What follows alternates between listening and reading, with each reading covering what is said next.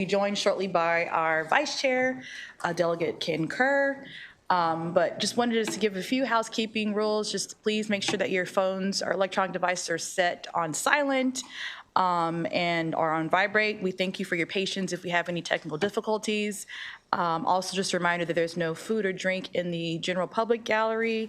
And then wanted to remind for the members that today is the drop deadline for bill introductions. At least they go to rules. So we will be bringing around the hopper this afternoon if you still have any bills to drop. A reminder as well that bill sponsors are not timed, but witnesses do have a 2-minute timeline, so please be mindful of that. With that, we will get started with our first bill hearing, HB 299, the Department of Labor. I know we have a sponsor panel that includes Secretary Wu, Attorney General Anthony Brown, Michelle Lambert from the Comptroller's Office, and Commissioner Devki Virk. You're all welcome to come to the table, and good afternoon, good to see you.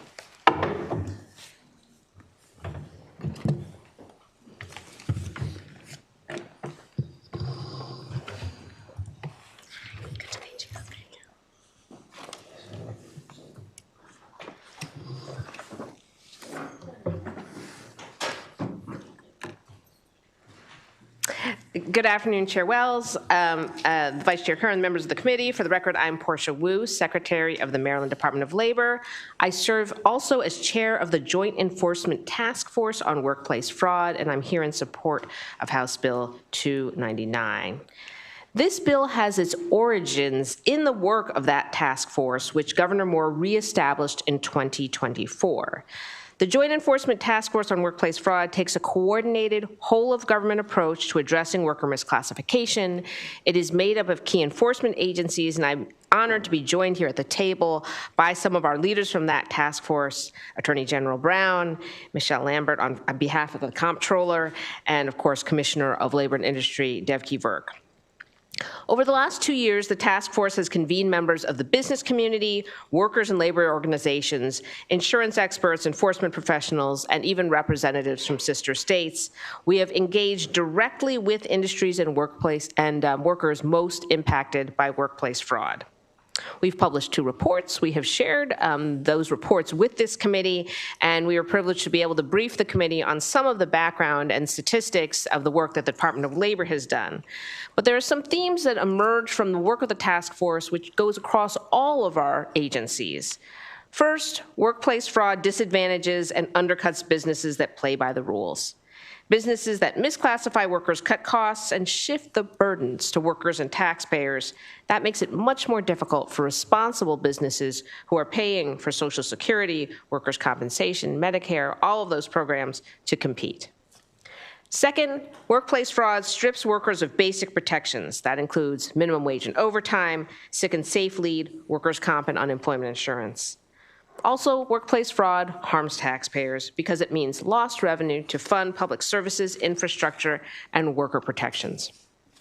Responsible employers want clear rules and fair competition, and workers want the protections they are entitled to under the law. Everyone agrees that workplace fraud harms both. The task force report spells out the prevalence of this problem. I won't belabor this since we just presented this information to the committee a few days ago, but I just want to note this translates to thousands of dollars in lost wages for workers. We found that, I believe Commissioner Virk emphasized 1 in 6 of the workers that we interviewed, of the 3,000 workers we interviewed last year, were found to have been misclassified, and our sister agencies will share some of the information from their enforcement efforts. This legislation would address some of the shortcomings in the current law by restructuring incentives and enhancing enforcement.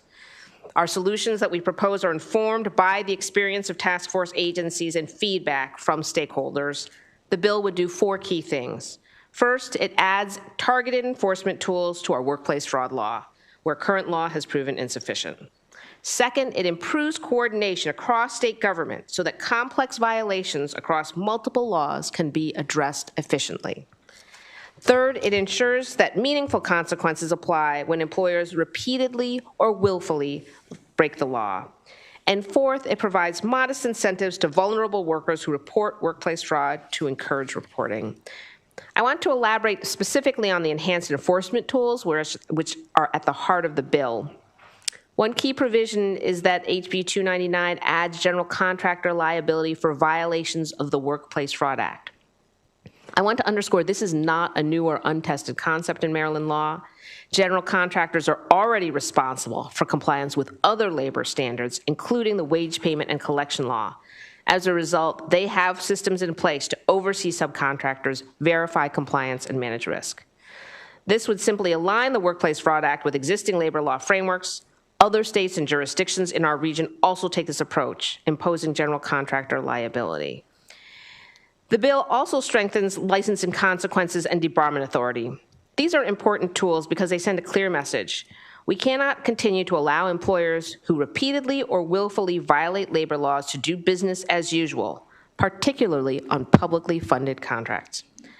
These consequences encourage corrective action, protect responsible employers from being underbid by bad actors, and ensure that public dollars are not directed to businesses that disregard the law. The provisions are about accountability and creating real incentives to comply while preserving fairness and predictability for employers who are already doing the right thing. We believe increasing accountability will increase compliance, and a stronger set of tools and the durable partnership we are building between our agencies will ensure reliable enforcement of labor standards. And that way we can help ensure that Maryland remains a place where both workers and businesses can compete and fairly thrive. For these reasons, I respectfully request a favorable report, and I'm honored to turn it over to Attorney General Brown.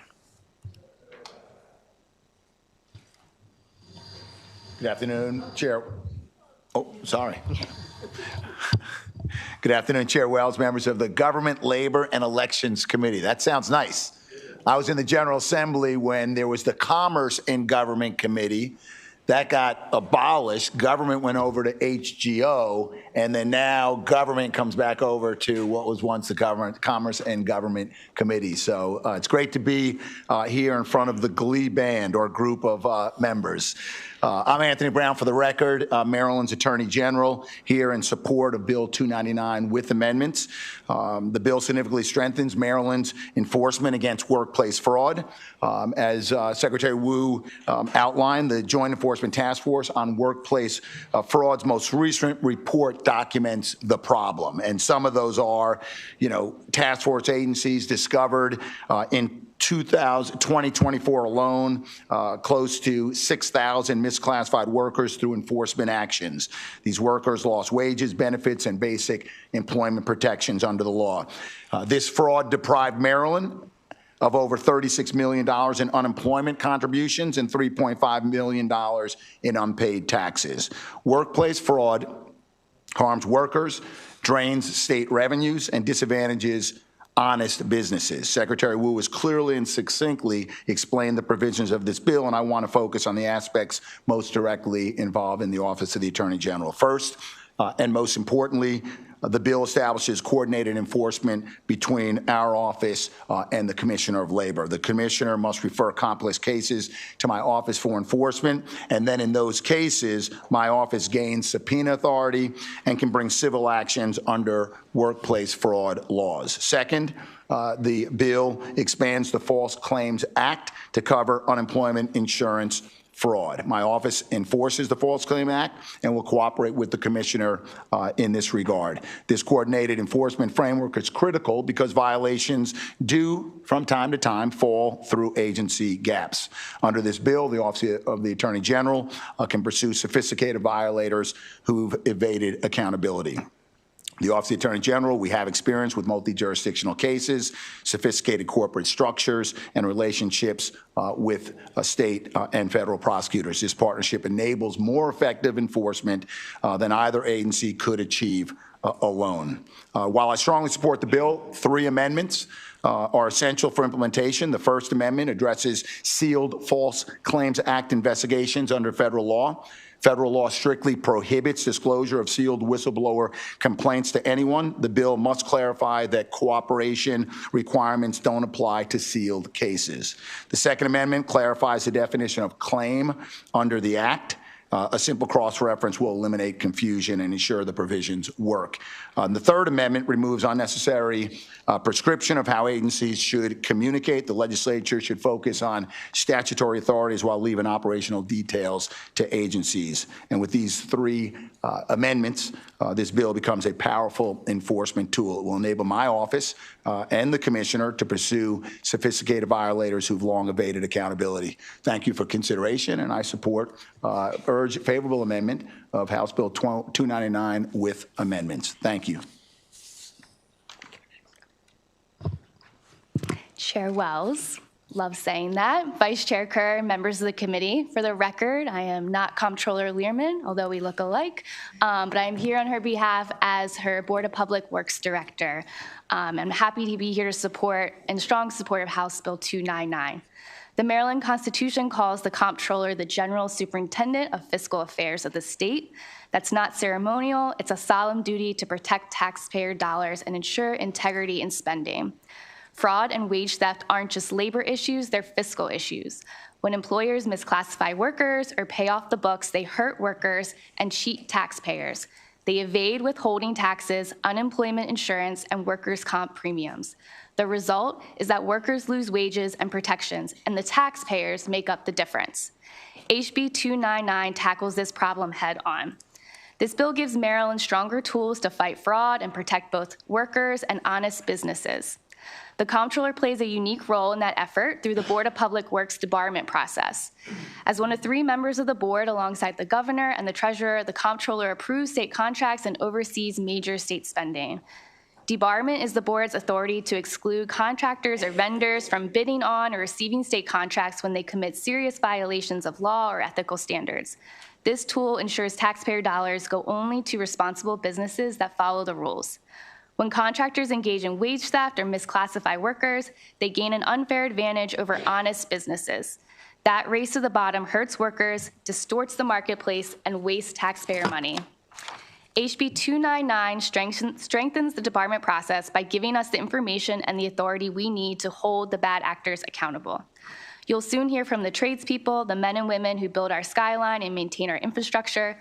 When they're misclassified, they lose unemployment insurance, workers' comp, and basic protection everyday workers deserve. Comptroller Lehrman stands with these workers because protecting labor means protecting Maryland's economy. We believe Maryland is a pro-worker state, and Maryland is a state built on fairness and wage growth. I want to thank the Attorney General Brown, Secretary Wu, Commissioner Virk, and this committee for your leadership on these issues. I respectfully urge a favorable report with amendments. Thank you. Chair Wells, members of the committee, thank you for allowing me to testify in support of HB 299. I'm Devki Virk, Commissioner of the Division of Labor and Industry within the Maryland Department of Labor. Labor and Industry's scope, as we explained in our briefing earlier this week, includes enforcement of the state's labor standards laws, including the Workplace Fraud Act. Our commitment to enforcement of these laws is strong, and our results show it. We shared some numbers in our briefing with the committee earlier this week, and we are showing substantial gains across the board. Since the beginning of FY24, when this administration came in, we've increased restitution for workers on our state-funded construction projects from about $200,000 on average annually for prior years to around $1 million in FY24 and 25. Recovery under our wage and hour programs rose similarly from about $580,000 in FY23 to just under $1.1 million in FY25. And in workplace fraud, we rebuilt that program from scratch in this administration and went from finding 0 misclassified workers in FY23 and FY22 and FY21, I might add, to 199 in FY24, all the way to 558 in FY25. That simply scratches the surface of this problem, as Secretary Wu's testimony makes clear. We are on the right trajectory with regards to enforcement. But as proud as we are of these results, the fact that we are seeing such significant increases really shows, unfortunately, just how common these violations are. Commitment alone, however strong, is not enough. We need tools that are targeted at increasing the impact of the work that we do, tools that will better deter violators, address noncompliance when we find it, in a meaningful and lasting way. This bill includes those tools. And I would add that in a time of scarce resources, it is all the more important to leverage the resources we already have responsibly and as effectively as possible. And it is also all the more important to ensure that workers in the state get everything that they have rightfully earned and that the business competition is fair. The measures in this bill will help the state to move the needle on compliance by improving our collective ability as a state, as a whole, to do that work. Thank you for allowing me to speak on this important issue. I join my Secretary, Attorney General Brown, the Comptroller's Office, and our fellow panelists in urging a favorable report. Thank you to the administration and the panel. We have several questions. We will begin with Delegate Wilson.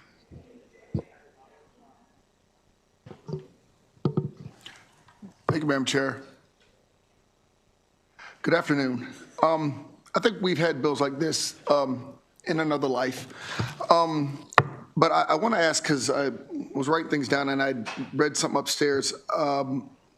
One of the things that I was concerned with, and again, I'm not sure, I'm sure a lot of this is negotiable, but basically, I think on page 9, there's a part in the bill, roughly line 8, it says that basically it requires the Department of Labor to refer any complaints to the AG, even if they've declined to investigate or made a finding of no merit.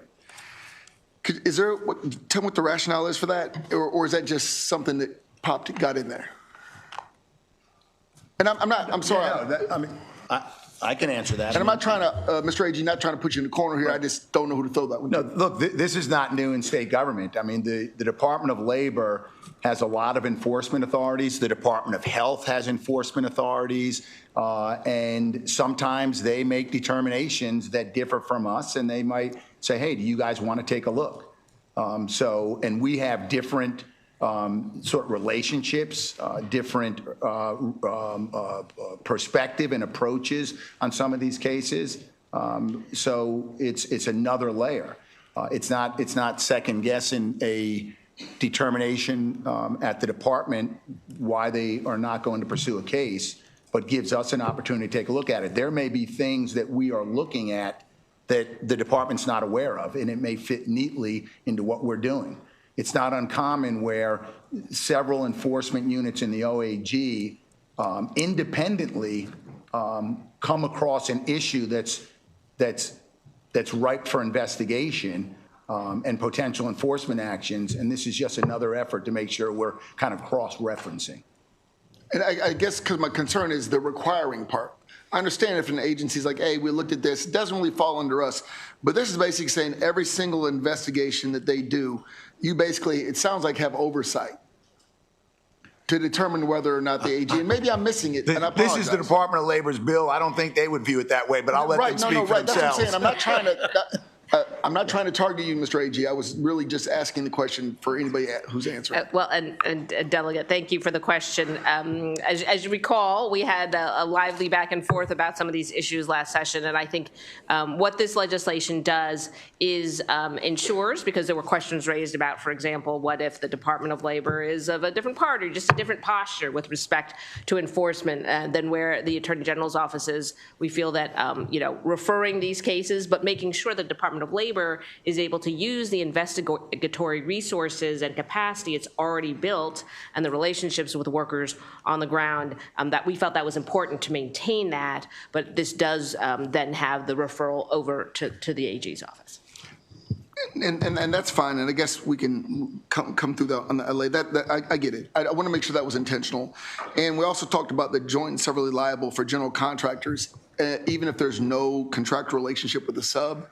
Is that an intention, or is that just, I know we've done this in the past and we've, and I apologize, I'm trying to write a speech and do this at the same time. I mean, there is by nature some form of relationship, right? So it's either a direct relationship with a subcontractor. I know some people raise the sub of the sub, right? That could be part of some of the issues as well. But the general contractor has, overall responsibility for the project and for the work site. And so that's where the liability. And I guess because on page 6, on the top it says about coming to compliance with no penalty, the language that's in there. But how do you come into compliance if you don't control the sub? And that's what we've discussed this over the years about this the agency or the control that a general would have over a subcontractor or a sub, as it goes down, because there is no true contract relationship between the general and some of these individuals as you go down the line. They didn't hire the sub. So I guess I'm just trying to figure out how you envision this, because this is different than the bill put forth before, way different. And so I'm not trying to get in the way of what you're trying to do. I'm just trying to understand, when it comes to that, are we trying to hold these generals in basically responsible for everybody's misactions, or I'm sorry, wrongdoings, regardless of the contractual relationship or the ability to control the subs? Is that the overall goal? Well, the goal is to ensure liability for violations of the Workplace Fraud Act, as we do with certain wage laws.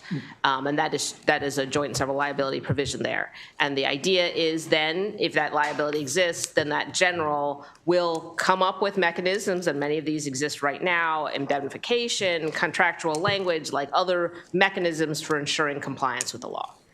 But you'd agree that the way I read it is it basically applies to the GCs, the general contractors. It doesn't really apply to the subs and who they hire, right? They also are responsible for compliance. Under this law, so is it your understanding or your goal under this law to not just apply it to the general contractors? If they're subcontractors that need sub to someone else, is it your intent that this law also applies to anyone along these lines? I can speak to that. Yeah, I thought you meant, Delegate, obviously the individual entity that violates the law is already liable under the Workplace Fraud Act, but I think what you're asking now actually is if there are multiple intermediary sub-layers, would they also be covered? Like page 5, I think it's only the general contractor that seems that you want to hold liable for the actions of anyone else in the chain. And as we all know, this could be a multi-tiered chain, and I wanted to know if that was your intent, or if this was just something that, and if it's your intent, why would it be your intent to leave out all of the other, we could call them sometimes bad actors that intentionally do something that the sub's unaware, that the GC's unaware of? And again, that's what I'm saying. First, is that the intent? To just make the GC like on page 5? So thank you for the question, Delegate Wilson. Yes, the language as it is drafted holds the general contractor liable with the subcontractor at any level who has violated the law. So both of them are jointly and severally liable. But I understand your question to be, if, for instance, that sub is hired by another contractor in the chain, is that other contractor also equally liable? As drafted, the answer is no to that. Correct. And the reason for that is, again, we were looking to pull language that has worked in other sections of our code. So first, in the wage payment and collection law, this language appears, and you will see it. Well, I remember. Okay. Yeah. No, I understand. So we wanted to model on something that was familiar within Maryland law for holding the general contractor liable. Right. And that piece does not, as you know, obviously, Delegate, doesn't say anything about upper tier or higher tiered subcontractors or primes.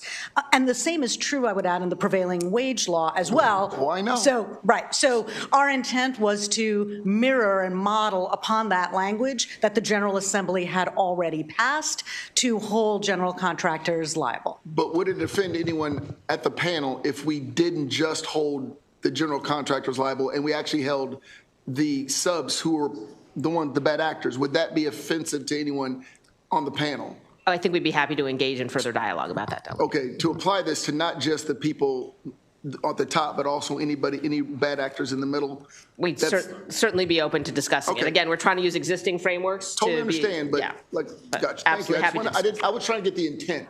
I appreciate the intent. I just want to see what the breadth of the law as you were drafting. Yes. Thank you. I understand the concern. Delegate Solomon.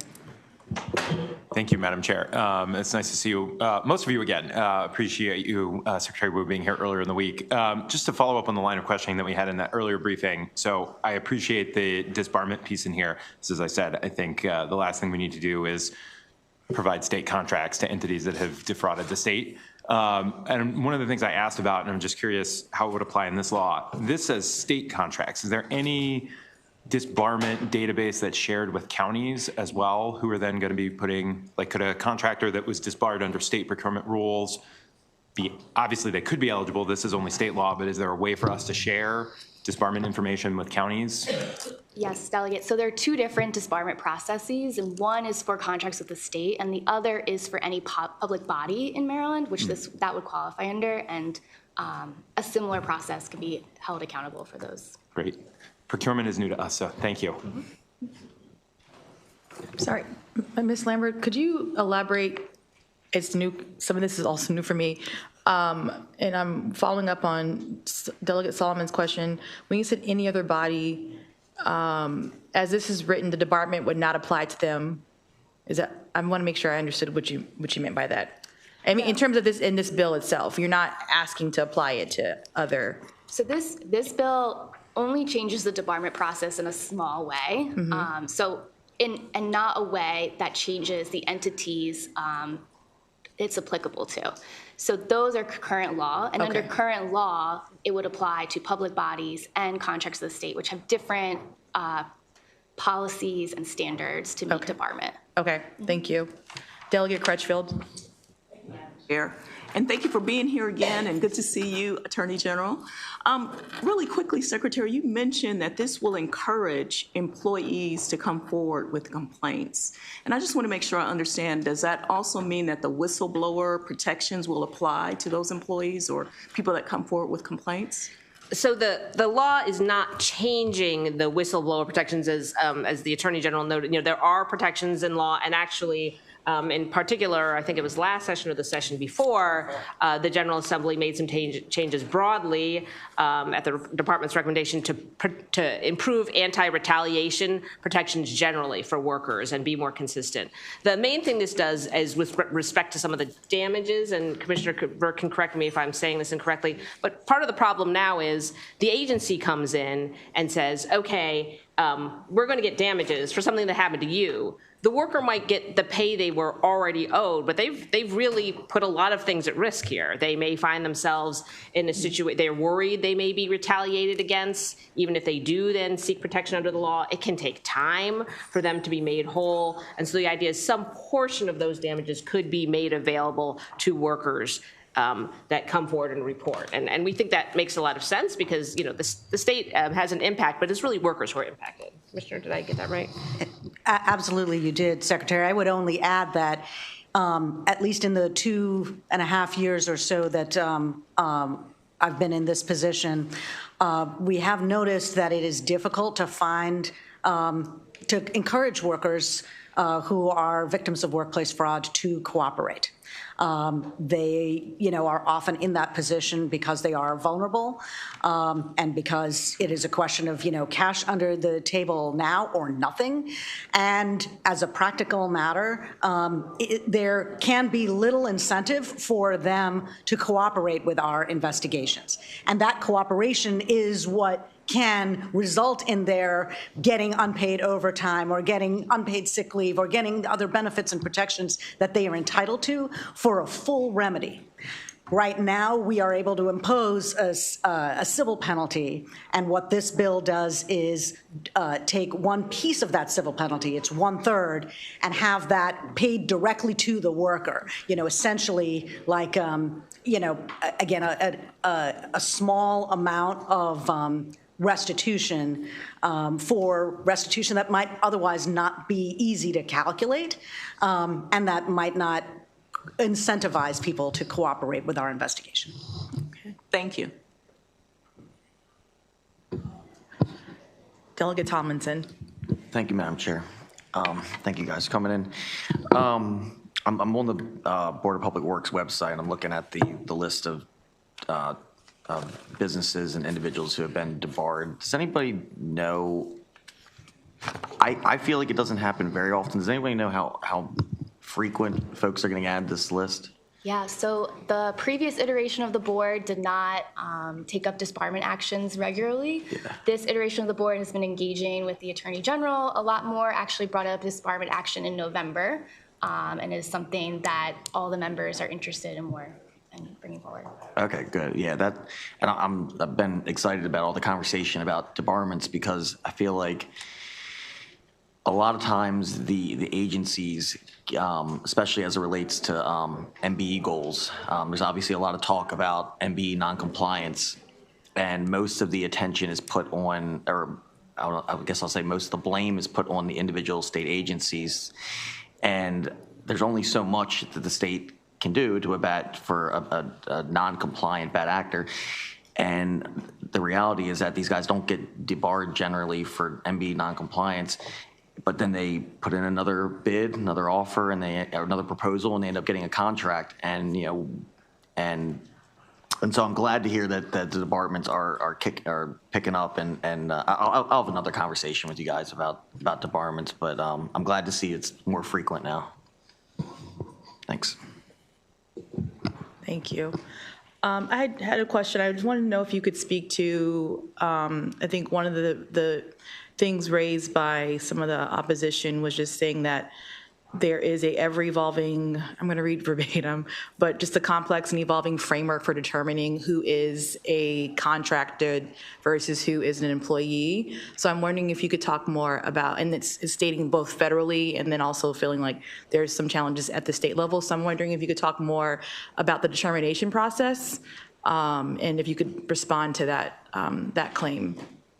I'll start, and then I'll look to Commissioner Virk and also, of course, the Attorney General to speak about our expert attorneys on actual enforcement. I will say case law, of course, is always evolving. We also have numerous laws in Maryland that are at play here. But under the Workplace Fraud Act, which applies specifically to specific industries, right, there is a sort of a default understanding that workers are employees. And so I want to make clear there is a broader set of questions. There may be questions about, people working on platforms or driving or in many forums. This bill is not revisiting all of those questions. It is not revisiting all of the different classifications. It is taking the Workplace Fraud Act as it exists and strengthening some of the tools for its enforcement. I'm not saying there are not many issues that can and should be addressed over time, but as I mentioned at the start, this bill is structured based upon the recommendations we heard from task force members who are facing challenges with enforcement. We're seeing violations, realizing we could coordinate, seeing how it's hurting other businesses of public fisc, and also from stakeholders in these industries who expressed concerns. Commissioner Virk, I don't know if you want to say anything further. Or I'm happy to answer questions, but I think the Secretary's captured it. Thank you. Delegate Ruth. Thank you, Madam Chair. Thank you for this great presentation. And I wonder if you've talked about the task force several times. I wonder if you could just elaborate a little bit on the process and how the task force came up with those recommendations. Absolutely happy to. The task force was reinvigorated with the governor's executive order. I think that was in 2023 or 4. And it's made up of the agencies that are represented at this table, as well as other key agencies, ESTAT, the Insurance Administration, Workers' Compensation, and Licensing and Unemployment Insurance. And part of the reason for that collaboration really is we each have a different angle. And you'll see in the task force report, I believe in the last 2025 year, jointly the task force members identified, I believe, over 7,000 individuals who had been misclassified.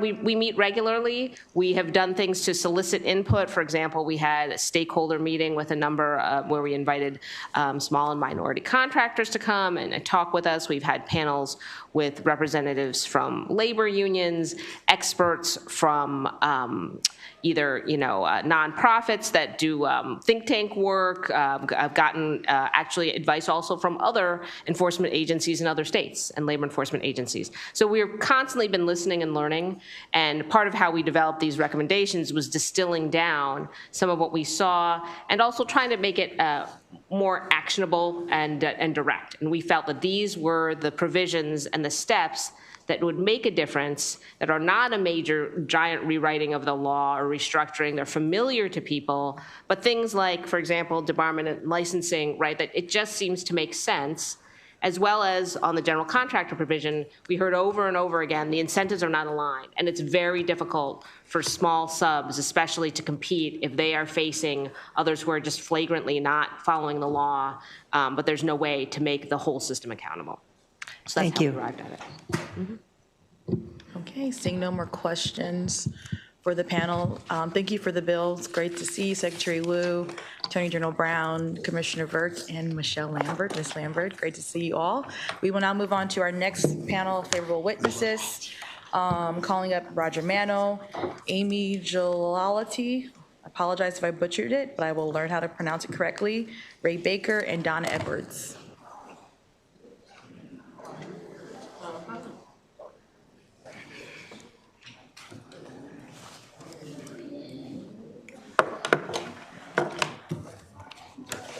Okay.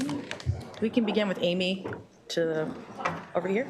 Or Amy, are you Amy? Yes. How do you pronounce your name, your last name? Galatly. Galatly, okay. Thank you very much. You can begin. You have 2 minutes.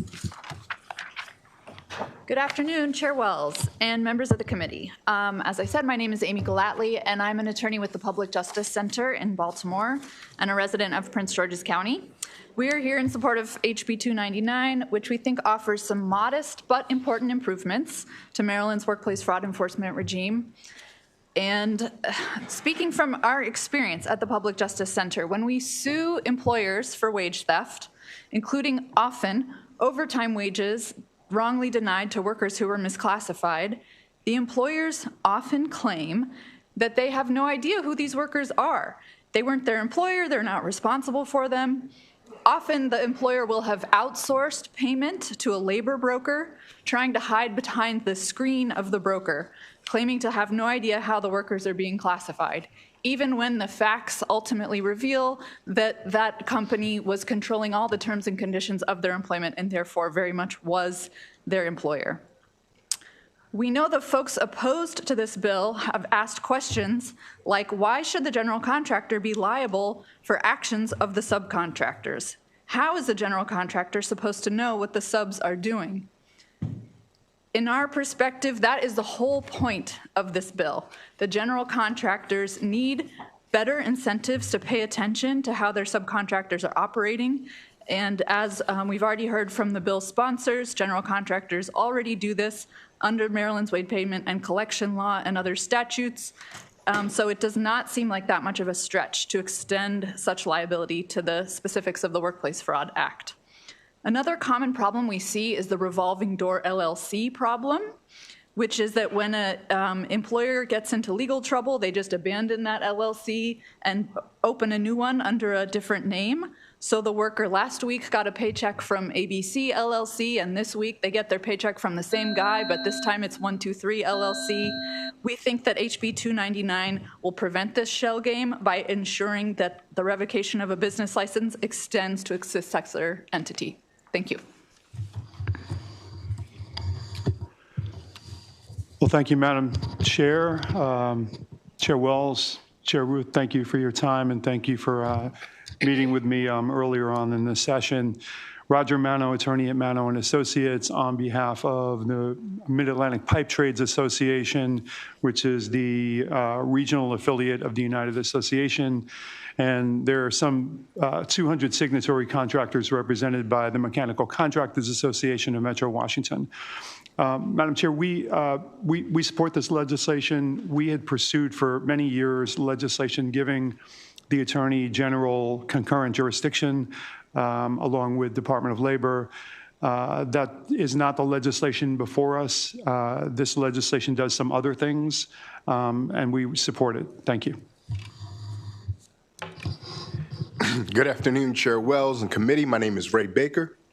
I serve as the Maryland Director of the Baltimore, D.C. Building Trades, and we urge a favorable report on House Bill 299. You all have my written testimony, so I will not belabor a number of the points that are outlined there. Specifically, I will point to and echo so much of what we heard about the value of the joint and severally liable clause that ensures that there's upper tier liability when so many of our members go out to the work site as a general contractor who ensures that our folks are clean on the work site, as so many of those general contractors who ensure that our folks are familiar with the orientation and safety procedures of the worksite. And so much of the administrative procedures that happen on the worksite, our general contractors are leaders in and involved in. And so it stands to reason that should a worker be misclassified or have their wages stolen, then that general contractor should also be responsible for that as well. We also believe that the collaboration, the unprecedented collaboration that this law allows an opportunity for the Office of the Attorney General and the Department of Labor will ensure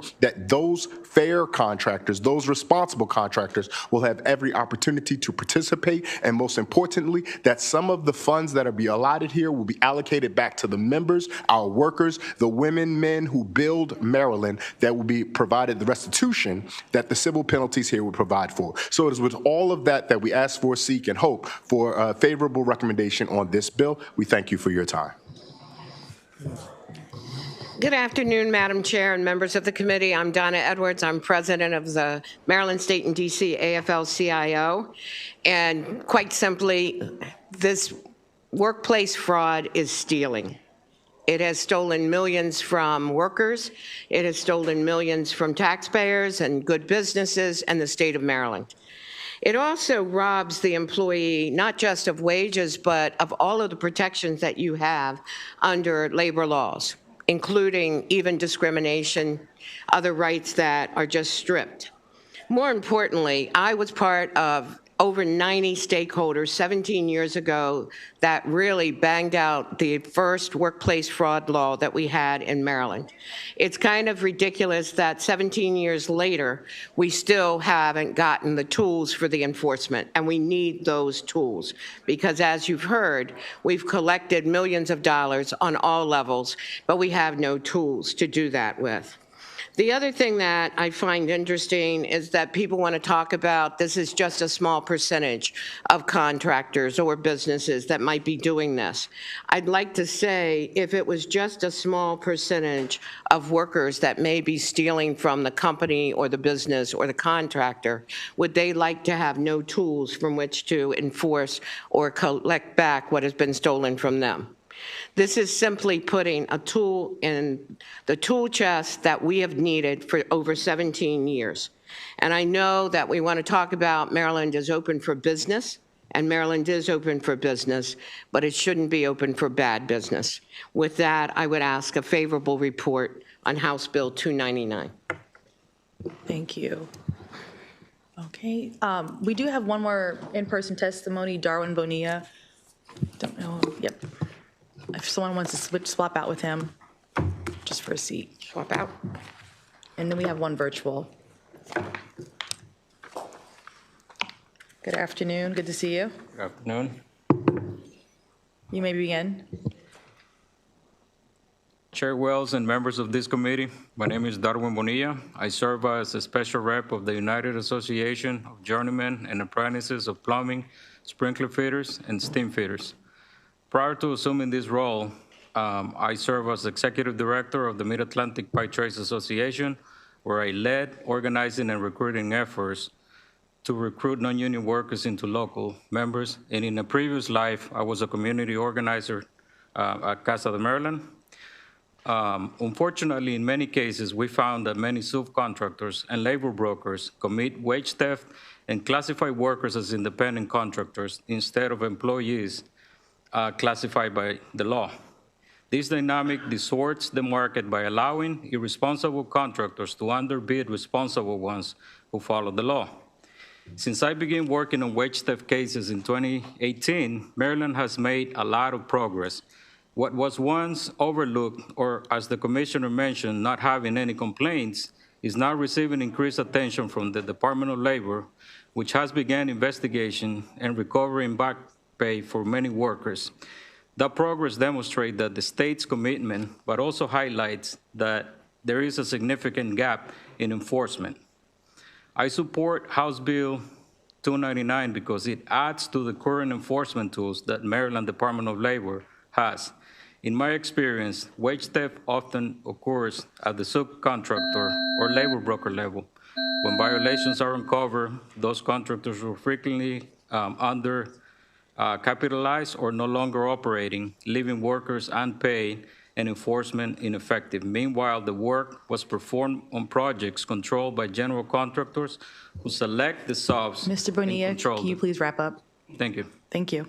House Bill 299 provides practical and necessary enforcement tool, and I respectfully request a favorable report. Thank you. Thank you very much.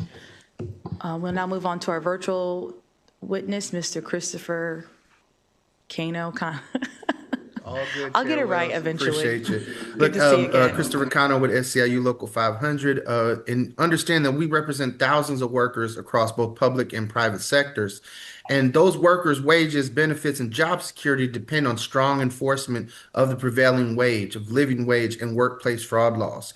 This bill addresses long-standing enforcement gaps that will allow bad actors that undercut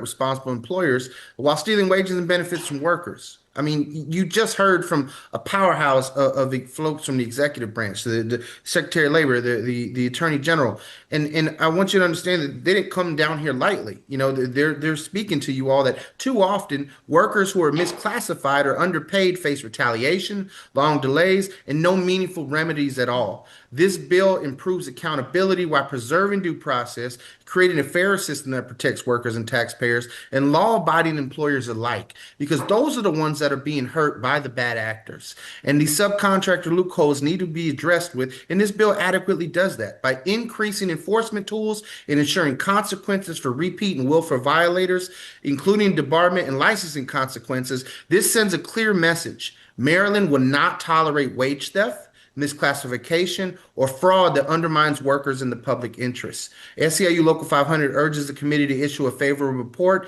and help ensure that workers are paid what they are legally owed and that our labor laws are enforced as intended. Thank you for your consideration. Thank you, Mr. Cano. Seeing no further questions from the committee, we'll move on to our unfavorable witnesses, beginning with Mr. Kevin O'Keefe, Andrew Griffin, Matthew Tafoe, and Grayson Wiggins.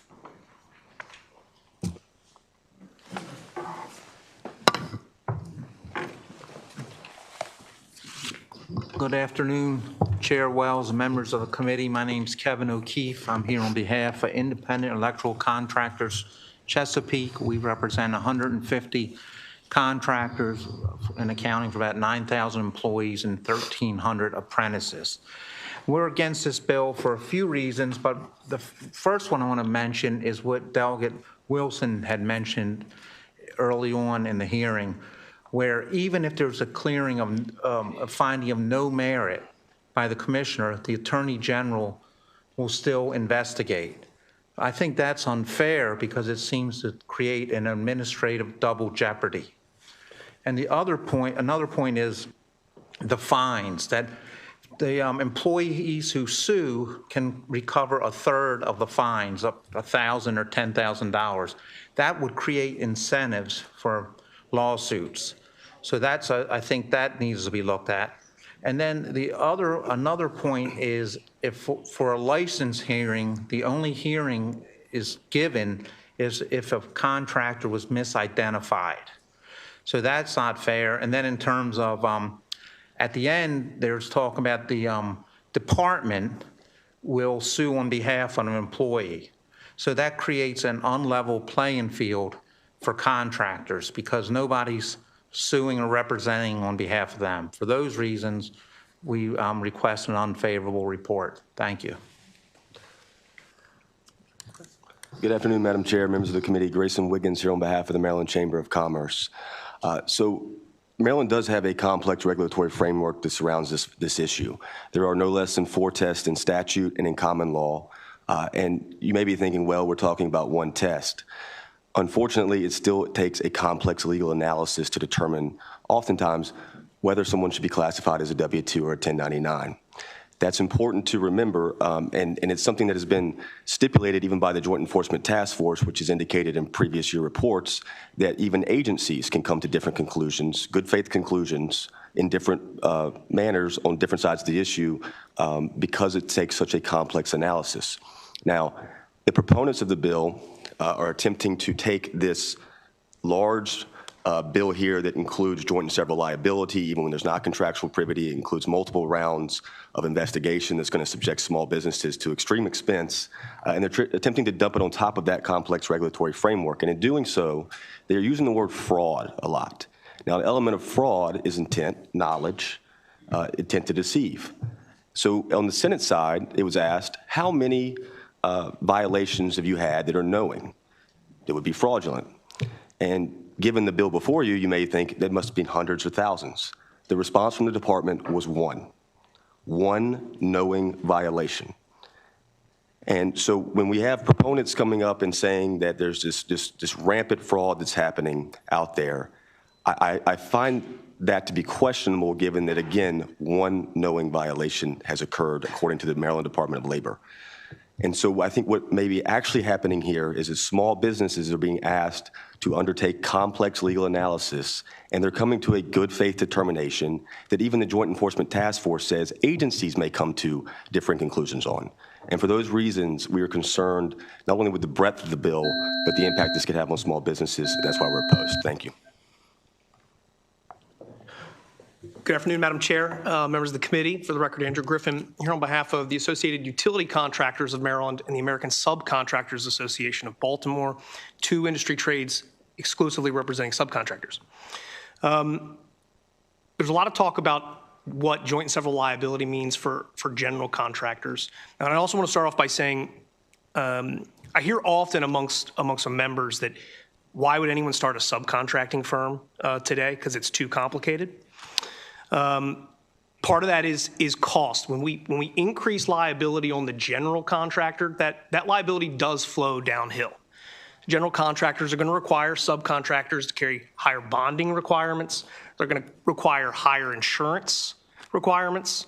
It was mentioned about the ability potentially for multiple investigations. The Department of Labor does an investigation, maybe finds no merit, and the Attorney General does an investigation. That all costs something. It's a small business that has to hire attorneys, has to hire accountants just to get through an audit, to get through an investigation. I also want to mention that as we continue to increase liability on generals, what does that mean for subs? If you ask most subcontractors, it's their objective to become general contractors. And so when you increase liability on the general and their circle of who they work with gets tighter and tighter, it's very difficult for that small business to break into and build a robust business to ultimately become a general contractor.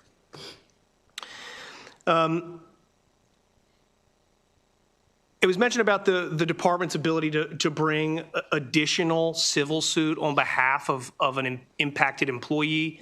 Employees already have that right to bring a civil suit. And then one point about the different use of different tests. It specifically says in current code that when someone is found to have violated and they refer to other departments, they have to use their rules, their regulations, their tests. So it makes it even more complicated. So with all that, I would just submit an unfavorable report. Appreciate your time, Madam Chair. Thank you, Madam Chair. Members of the committee, for the record, my name is Matt Defoe, here on behalf of the Associated Builders and Contractors of Maryland. We represent over 1,500 members throughout the entire state, which make up about 89.8% of the workforce in the state. We're a merit-based shop approach, and with that, we strongly support fair, competition, compliance with wage and hour laws. We also support robust enforcement against bad actors who intentionally misclassify workers or fail to pay legally required wages. So you have my written testimony, but I want to just hit two parts on it. Is that the joint civil liability portion is overreaching, overbearing, and just not workable. General contractors do not control subs, payroll, classification, or decision-making, period. We already have the enforcement mechanisms in place, and then I'll just conclude, it was mentioned, Mr. Wiggins here, about, the one knowing fact that was found by the department and, everything in their report. And, we want to be educating our members, and what I'm closing at is we want to be part of the conversation, and for the last year or so, our members have not been at the table. And with that, we want to be part of that discussion. So going forward, Madam Chair, we'd just submit that on the record. But with that, we ask for an unfavorable report for House Bill 299. Thank you. All right. Just making sure there's no buttons that are pushed. I guess I have two questions. So there's been no voice, Mr. Defoe, just the comment you made that your members have not been at the table, but have you all, or a membership organization, have you all been at the table on their behalf? in these conversations? We are open to it, yes. I mean, if the invitation is there, we will be there. So you're saying they haven't invited you? The only conversation we had with the department before this bill was introduced was just the outline of it, probably a week or two before session started. Okay. And then I wanted to ask, I guess if any of you could give me more, give any of us any more information about how you all, as well, in your case, a membership organization, I guess in many cases you guys all are actually membership organizations, but just curious if you could share with us a little bit more about how do you engage with your members around the broader industry requirements, whether it's the laws that are on the books, because I would imagine that those conversations do happen. So I'm wondering, what does your engagement look like with your membership with regard to, I guess, regulation around doing business in their respective industries? If you could share that with us. Yeah, sure. I think just generally and broadly, I mean, we're in touch with members throughout the year. There's a lot of work on a lot of different bills, regulations, work groups that happen. I think we're routinely doing it. I can say for myself, we pretty much accept every invitation and do a lot of outreach as much as we can to make sure we're there. So if we're invited, we're definitely happy to be there, Madam Chair. And on behalf of electrical contractors, we always like to participate, and we spent probably about 8 years trying to get a licensing bill passed. So we worked closely with both houses and the department to make sure the regulatory process made sense. And anything else we would do too. Madam Chair, the Chamber, we consistently work with agencies to message out information, host webinars in coordination with agencies. And just to be clear, we want every worker in Maryland to be classified appropriately, but just given the language in the previous JETF reports and the complex analysis here, I think, there's concern that small businesses are making a good faith effort to comply, and we don't want them to be punished unduly the way we feel this bill does. Okay. I guess the reason why I asked the question is because all of us, whether we own a business or not, we're all bound by the laws of the state, right? I could say, oh, I don't know, you're not allowed to, cross the street on a Wednesday if you're wearing black, right? And that is a law in the state, right? So I'm trying to understand, in your roles as membership organizations, the kind of engagement that you all there's value in what you do and what you provide to your members. That's why you have members. So it just would be good to understand how in your role, how you all are being a good voice for, information dissemination and what have you. And then I think the other piece too is that just because people don't know the law doesn't mean they should be held accountable for not following the law. And I think there are different mechanisms in which we can help people be held accountable.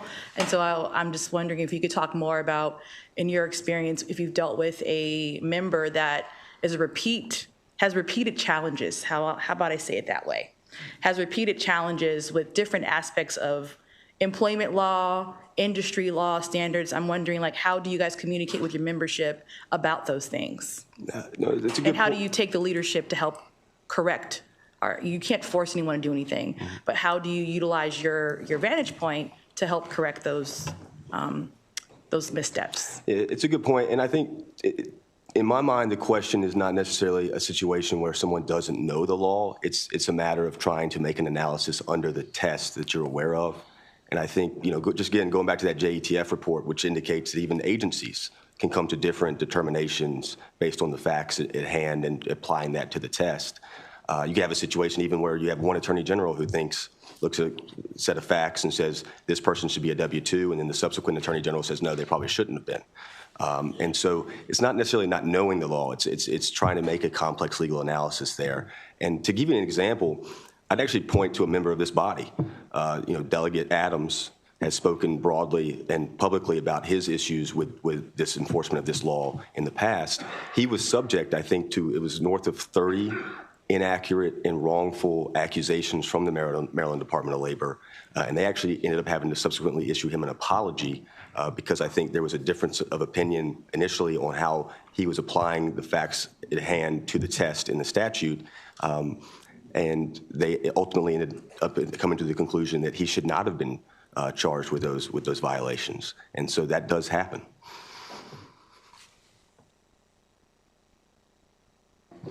Seeing no more questions for this panel, thank you very much. We will move on to our next panel, Sean Malone, Tricia Baldwin, William Moore, and Michael Adams.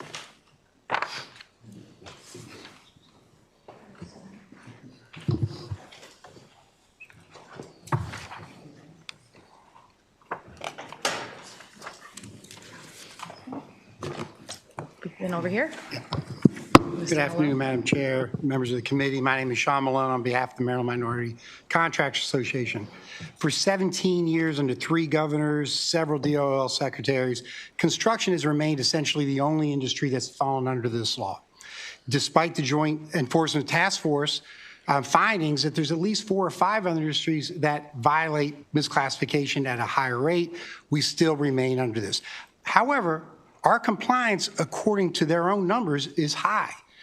In audits done last year, 1 knowing violation of over 500 audits, and about a 93–94% compliance rate. Why is our compliance so high? Because for 18 years, and by the way, MMCA and ABC helped draft this original bill, so we stand against misclassification. This bill doesn't change the test in any way.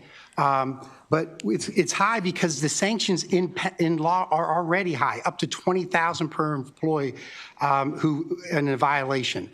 Despite high compliance, we seek to hold general contractors accountable. Had the Department of Labor really talked to general contractors, had they talked to MMCA, had they talked to ABC, they would understand the role of the general contractor on the job. They do not oversee every contract on the job. A subcontractor brings on subcontractors and the like. Holding them jointly and severally liable accomplishes little for the employee because the employee is already paid on an unpaid. Under Maryland law, the general contractor already has to pay the employee. What this bill does is it just changes the sanctions on an industry that's already almost in full compliance. It doesn't seek to address misclassification across the state. We are held up to 3 times unpaid wages for employees that don't work for us in violations. We testify in opposition to this bill. We have general contractors with us who can actually explain to you what a general contractor does and why this joint and several liability is a problem. Thank you. Thank you, Chair Wells, members of the committee. Michael Adams on behalf of Associated Builders and Contractors. I wanted to expand on what Mr. Malone talked about in relation to joint and several liability. Traditionally, under the law, liability follows control. Maryland law has long recognized responsibility should attach to the party that has the ability to supervise, prevent, or correct the conduct at issue. This bill departs from that principle by holding general contractors liable for the acts of lower-tier subcontractors they do not hire, do not supervise, and may not even know exist. If a party lacks the practical ability to ensure compliance, then enforcement becomes arbitrary and defense becomes impossible. Courts traditionally look to control the ability to correct misconduct as key factors when assigning liability. This bill removes those guardrails. The bill's proponents have discussed joint and several liability as already existing for general contractors in the context of unpaid wages. This is not an apples-to-apples comparison. First, that statute provides indemnification for the general contractor against the violating sub. No such protection is given here. Second, unpaid wages is a limited context with an immediate, substantial public policy goal that would survive a rational basis test for a constitutional violation, making sure the worker is paid. The same emergent scenario does not exist here. Even worse, a general contractor issued a citation for a sub they have no control over, doesn't even have the ability to become compliant, a traditional safe harbor under Labor and Employment 3908. Associated Builders and Contractors respectfully urges the committee to issue an unfavorable report on this bill. Thank you. Good afternoon. Thank you, Madam Chair. My name is Willie Moore. I'm president of Southway Builders. We're a general contractor based out of Baltimore City. Do work all over the state of Maryland. I want responsible parties of fraud to be held responsible. And as a general contractor, much to the prior speaker's remarks, I don't have control over the documents that are prepared by my subcontractors. They're not a subsidiary of me, they are separate businesses. Much to anybody in this room, if you hire a plumber to come to your house and that plumber commits fraud, should you be held liable for their actions? Of course not. You're an individual, an entity who is signing a subcontract with a business. We do the same. We have state requirements. We do wage postings. We have signs all over the sites.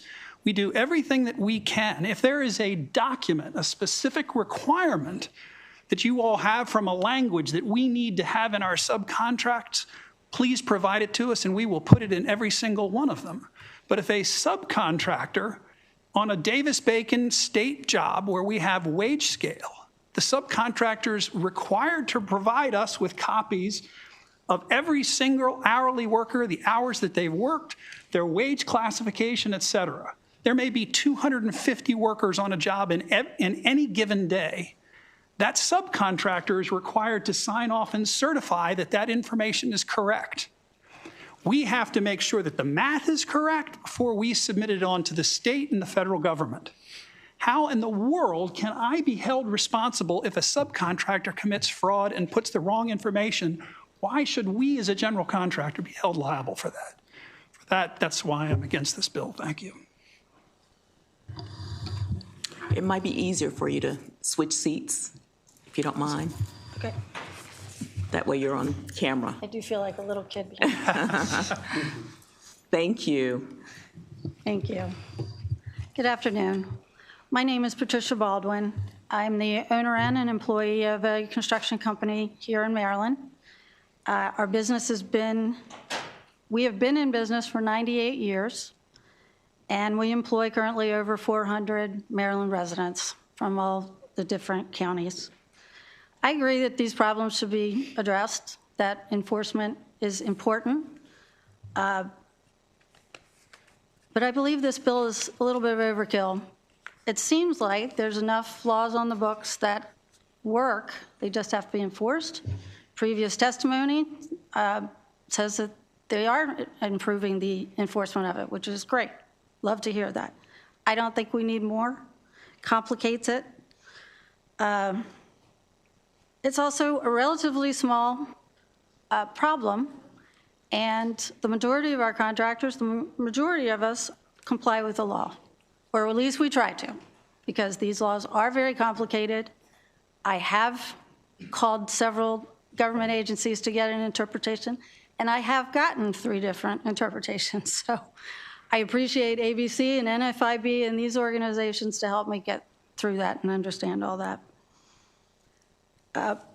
And if there still is need for some additional regulations or enforcement processes, I hope you'll go back to the table, and I hope that you would incorporate or include our industry, because I believe it sounds like we were excluded, and yet 5 of the 7 industries listed are construction industries.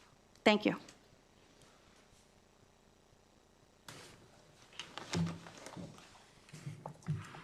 Delegate Terrazzo. Chair, thank you, Madam Chair.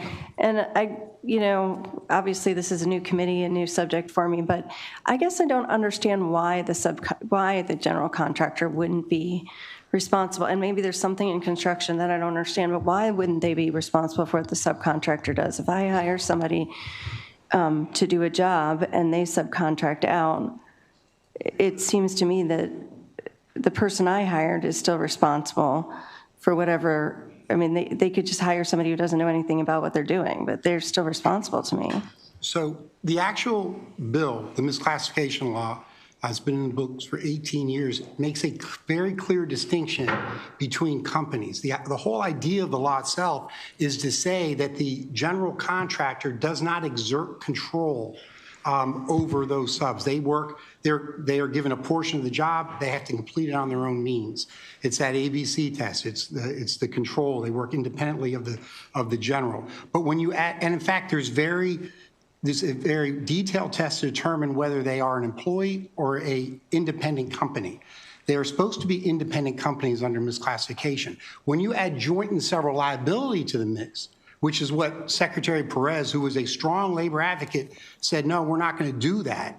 Because what you are now then putting the general contractor into a position of looking at the subcontractor's books, checking who their employees are, checking who they hire. They are no longer, they are turning these, it works contrary to what the misclassification law was intended to do, which was to have clear distinctions between each company on the job and make sure employees aren't being misclassified. So the general contractor in and of itself doesn't sign every subcontractor's agreement or see it. I may have a job as a general, hand out 4 packages on electrical, plumbing, and other areas. The electrical package then can bring on subs. They're responsible for their subs, and their subs are responsible for compliance.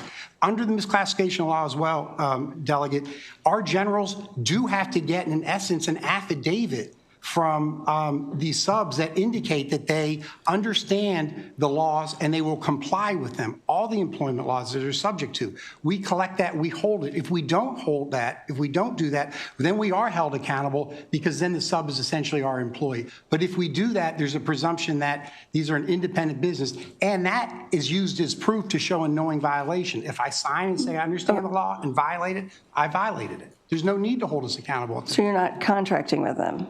The general contractor is not contracting all the way down the line. On a big job like the Key Bridge, you may have 4 or 5 tiers of subcontractors. I understand the tiers, but aren't you're not contracting with a subcontractor? The general's handing out, the general may have a contractor with a sub. That's right. And that sub, if they have portions of the work that they're not going to perform, hands it out to other subs. I get that, but they're on the first level, they have a contract with us. They have a contract, and they have to advise them in writing in Spanish and in English exactly what the obligations are under law. So they are doing that. To the chair's point, what we do to educate, they're educating them before they come on the job is what their obligations are. That sub is acknowledging that obligation. If they don't perform, then go get the sub and violate them. We support the law and the spirit of the law. We're just saying, what are you holding people on the line accountable for which they have no control? We don't control their businesses. You don't want us to control their businesses under the law. Yeah, I don't understand that, but I do appreciate your answer. Sure. And if I could maybe take a stab at it, just for clarity, as a general contractor, so we are a business of project managers and superintendents, and we hire businesses, and we'll put out bids, and we'll try to get 3 prices from 3 electricians, 3 plumbers, et cetera, across the board. And we define what the expectations are, looking for scope of work, but also from a regulatory perspective. This is going to be wage scale. These are the wage classifications. These are the legal requirements of the state. And ultimately, we subcontract with a business that is not a subsidiary to us, and that business has the responsibility. And I guess I struggle, as much as you are asking for yourself why we shouldn't be held liable, I'm trying to understand how and in what legal concept we can be held liable. And I will say also that an unintended consequence of this will be that the general contracting community, if this law will pass, will stop doing business with small businesses, because we have to have assurances that we are not going to be held liable. So we're going to have to do business only with large entities who are insured well, bonded well, and can ensure that we will have 0 risk. Madam Chair, can I just follow up? So let's say you're hiring somebody to do the electrical work. Could you hire a plumbing company to do that? Could you hire somebody who's not qualified? No, because ultimately they have to be a licensed electrician. Because otherwise you'd be responsible for hiring the wrong folks. Ultimately, the electrician has to pull a permit under their license. No, I understand that, but you couldn't hire somebody who wasn't qualified for the job. Yes, we could not. Because then you would be responsible for that. Would we be responsible for hiring a plumber to do an electrician's job? Yes, I guess. Okay, thank you. Delegate Chisholm. Thank you, Madam Chair. And anybody can answer this. Do you think this is a fair statement that, given that we're the second worst state in the country in regulation, that this is just expanding more regulation? And do you feel like they are going after the biggest guy in the room because it's easiest to go after the biggest guy in the room? I don't want you to implement yourself, but I'm getting that feeling, or implicate yourself. Do you feel like that it's easiest to go after you because you're the big guy? And I think it goes to a fundamental misunderstanding of general contractors and the idea that general contractors are not necessarily the most profitable contractors on the job. They don't necessarily have the most resources. They perform a function. I think Willie's explained that what their role is. But yeah, the general misperception is, yes, if you're a general, you have the resources to cover everybody down the line. That's just, if they had talked to general contractors, they would be clear that's not the case. They're not making the most profit on the job necessarily. They're managing the job. So, but yeah, I think that's the idea is let's go after the general. They're at the top of the chain. But it's just a fundamental misunderstanding of how a construction site works. And the short answer is yes. The little bit longer answer is that if this was a bill to hold the perpetrators of fraud accountable, everybody at this table would be here in support of this bill. yeah. I'm a bricklayer's son, which made me a brick carrier most of my life, so I understand it a bit of it. Thank you, Madam I'd Chair. like to add also, we're both a general and a subcontractor. And you say that the general contractor has got the means to support and pay. There's a paid when paid clause, and we keep getting, as the GC, you keep putting more and more responsibility on the GCs. And we can't necessarily pay our subcontractors if we don't get paid. And one of the biggest challenges as a contractor, for me, and I hear it from others, is getting paid. So I do get the feeling that, yes, they want to push it up to the GCs, but not all GCs have the means to take on additional liability and costs. Thank you. Delegate Ruth. Thank you, Madam Chair. So you said that this is a fundamental misunderstanding of how general contracting works. I just want to clarify, are you saying the Department of Labor, the Attorney General, and the Comptroller, none of them understand how contracting works? I'm saying this bill reflects a general understanding of how contracting works.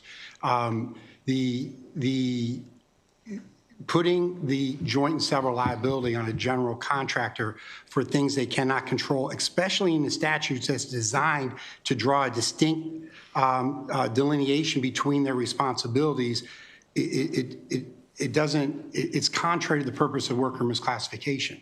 You're supposed to be separate and apart. So yeah, I think there's a general misunderstanding on their part about how these sites work and what general contractors do. If they sat down and talked with us, they would get a better sense of that. I'm just confused because, well, first of all, I would think that the Department of Labor would have some understanding of how contracting works, but also we've heard that there was a 2-year task force that broadly talked to stakeholders. And are you saying that in that 2 years they didn't talk to any contractors? No, I'm not saying they didn't talk to any contractors. Okay. They said they did. I assume that they did. Thank you. Yeah. Delegate Lehman. Mr. Malone, I think you opened your testimony, I believe, by saying there are at least 3 or 4 other industries with greater documentation of fraud when it comes to, prevailing wage and pay. What are those industries, and where do you get that information? I get it from their task force report. Okay, and what are those industries? And they've looked in different years. They've looked at trucking, long-term, short-term trucking. That was, in fact, the original intent of this bill, was the FedEx bill that came from California, was brought here. They got out of the bill early. Home nursing, security guards. There is, I think customer service also falls in it. There's several, it's in the report, it's online. There's at least 3 in this last year's report that they've found a higher rate of misclassification. They're not covered by the law. Okay, and as several of my colleagues said, this is a new subject matter for a lot of us on this committee. But so is your contention, it seems like you're saying then that those industries are unfairly not subjected to the level of scrutiny that general contractors are. Is that accurate? I'm saying that for 18 years, we've been the subject of this, and as a result, that's why we have a relatively high compliance rate. What this bill does is for people who are working and trying to comply with the laws, it's not giving additional investigative tools, it's giving higher sanctions and different penalties and bootstrapping on. If you violate worker misclassification, you're bootstrapping now with the fraud violation, and there's unemployment violations. So for the same violation, you can get hit under 4 laws currently, you can now get hit under 5. It doesn't do much. It's just putting more steeper penalties on when we already have steep penalties, and we have good compliance. Okay, last question, and this is for any one of you. It seems as if your testimony has come across as so negative, as if this bill has no redeeming quality or value. One of you said it's overkill. Do you think the whole thing is overkill? Do you not see any valid pieces of this? Because just honestly, candidly, that's not very credible to take, in my view, to take that opinion. No, I think giving the Attorney General jurisdiction, if it's referred by the Department of Labor, may have some merit. Giving the Attorney General the ability to reinvestigate a company who's already been through a regulatory investigation and been cleared is overkill. I think there's some areas of the bill that we could work with. We haven't been asked that. We weren't asked that. I'm asking you that. Sure, we could give you some because I didn't hear any of that in any of your testimony at all. Right. Within 2 minutes, it's easier to point out the flaws. But I think if the Department of Labor wants assistance from the AG, that's not a concern for us. They already have it. They have their own AG. But if they want to refer a case, they can do that. We just don't think they should get 2 bites at the apple. I think it's the heart of the bill is to prosecute in fraud. That's the heart of the bill. And in that heart, to use the other delegate's remark, if I, as a general contractor, if I hire a plumber to do electrician's work, I am perpetrating fraud. So I should be held liable. But if I'm just hiring a business and that business is the one who is responsible for the fraud, all of us want that responsible party to be prosecuted. So in the essence, the very foundation of the bill, yes, we support it. It is holding the contractor liable for the actions of another business when they have no association with that fraud is what is the problem. Thank you for that. You could recommend clarifying language, though, but thank you for that example. And I suspect that Sean would be happy to do so. And I would add, one of the points that came up in the Senate hearing on this bill, and I strongly agree with, is when you look at what the Department of Labor has done recently in finding one knowing violation, but certainly much more than one violation overall, meaning the remainder are unknowing, there is an education component that I think ABC and other organizations would completely be on board for. Under existing law, so under Labor Employment 3908, which I mentioned very, very briefly at the end of my testimony, it allows an employer who comes into compliance to be free of a civil penalty. Now, the problem under this statute, under the proposed statute, is that a general contractor can't make a different entity, a different company, if there's an investigation that's been launched. I can't call up someone I have no contractual relationship with and say, hey, come into compliance, which means, or I can tell them that, but I can't force them to do it, which means that that GC now gets punished because some sub has declared bankruptcy and ridden off into the sunset. If there is something building on 3908 of how a general contractor can help subs or subs of subs get into compliance to take our unknowing violation rate from whatever it is significantly down, as opposed to continuing to try to chisel away what is, as Mr. Malone talked about, already a very small percentage, that one knowing violation, those sorts of things. Having that education piece is absolutely where this bill could go, and I think would be fruitful. Thank you. Delegate Schmidt. Thank you, Madam Chair. And you guys have really enlightened me on a lot of different aspects of this bill and of the contracting experience. Ms. Baldwin, you had brought up 98 years of experience in this business. I'm assuming not all yourself, obviously. Your companies and the companies that you represent. And we talked about the effect that this could have on small business. As we struggle here in Maryland with economic growth and housing situations, commercial growth, how would this play an adverse effect to the goals of our administration? So Southway Builders' first project was a LIHTC, a low-income housing tax credit project. Is this the one in Baltimore City? So yeah, we started in business in 1991, and that first project was a LIHTC. We've been doing LIHTC projects ever since. We do build a lot of affordable housing. And I've been here since 8 o'clock this morning. Up until 2 o'clock, I was here representing. Well, today's Housing Day, so appreciate you being here for that. So, and the short answer to your question, actually, Comptroller Learman came to Housing Day to talk about how many, the dynamic that has changed since COVID is that prior to COVID, Maryland was losing its high-income people. We're moving to low-tax states.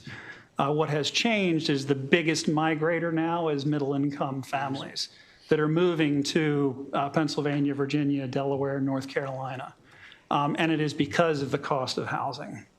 And our perpetual message is, and it kind of falls back to the other delegates' remarks, is there are 1,000 paper cuts, and they just keep adding and adding and adding, and every single one of them has a cost impact. So the short answer to your question is yes.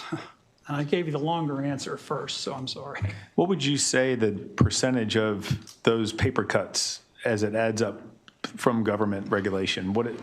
25, 30, 40, and maybe Mr. Malone can answer, or somebody else on the panel? So actually, Comptroller Learman, in her financial report to the state, where she has defined how housing is so critical to the growth of the economy of the state, has made reference in her report and comparing different states. Our business is part of a peer group. And we've got a business in Northern California, one in Texas, and one in Massachusetts. Where our product in Maryland for building an affordable housing apartment building may start at $250,000 a unit and go up to $350,000, $400,000 a unit. In Texas, they're doing it for $150,000. So nearly double is what you're saying, or more. It is a profound, now there's all kinds of economic variables that impact that. And some of the things, Texas isn't up against the Chesapeake Bay. It's something that we hold near and dear to our hearts. So there's regulatory issues that are associated with that. There are regulatory issues associated. It just builds and builds and builds. Thank you for sharing. You're welcome. And thank you for your work. Thank you. Thank you very much. I do have a question, or if you could walk with me for a little bit as I get to the question. And Mr. Moore, I think you kind of mentioned at least how I refer to it as maybe more morbid, but death by so many paper cuts kind of reference. But I'm curious though, because we heard earlier this week from the Department of Labor where they laid out the amount of wages that they've recovered from FY 2021 to 2026. And I suspect that some of you may have been also tuning in that day. But just seeing a significant jump to the point where, we're not in the millions territory. but roughly 988,000 in 21, 750,000 22, 700,000 in 23, then jumping to 1.8 million in fiscal 24, 2 million in fiscal 25, and in quarter one and quarter two of 2026, estimated at 1.3 million. The idea is that based off the trend that those numbers by the end of this year would show an increased amount in wage theft. This bill doesn't deal with wage theft, right? But we do have joint liability for wage theft, which already currently exists. And then if we just even look at, the amount of, I guess, workplace fraud enforcement and the number of people that they're interviewing, I think what is interesting to, I think, Mr. Malone, to your point in regards to the fact that, there's several other industries that are included, but specifically it says that, even if you looked at 3,000 construction workers that were interviewed, 558 said they were misclassified. And it wasn't they were claimed to have been, they were found to have been misclassified, which just of that sample size, that's almost 19%, so short of 20% of workers. And so I'm curious to know from you, from your perspective as general, you do self-perform as well, so that's great to hear. But just as general contractors, if there's roughly 10% of what we know of workers that are misclassified, what role do you see yourselves playing in helping us address that? And also to that point, we know that going back to the so many paper cuts analogy, there's money, and we talk about affordable housing, so we know that these are workers that are foregoing well-earned income, so impacting their ability to pay their rent and afford their living expenses. We're also looking at the impact on the state as well. So I'm just wondering, what role do you think that you could play or that you should play in helping, because you are at the top of the job site, how do you think that you could help us improve overall reduction of misclassification on job sites? I don't mean to take it from you. So I appreciate the question. We've been in business since 1991. Throughout that period of time, I couldn't tell you how many thousands of affordable housing units we've built, but many of them have been done with wage rate classification requirements because of the funding requirements through the state, et cetera. So these. And Mr. Moore, I don't mean to interrupt you because I would love to engage in the conversation, but I'm specifically thinking about enforcement on the job site.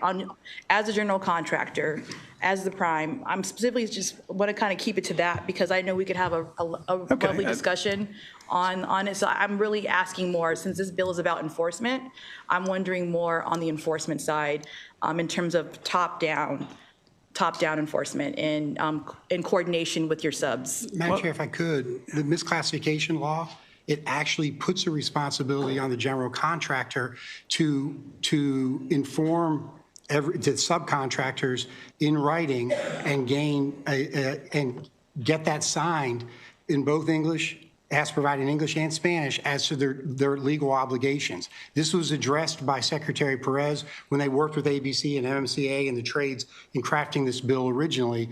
That's what the general contractor's responsibility is. If they fail to do that, then they are responsible for the violations of that sub, because it's assumed, thank goodness that's not my phone.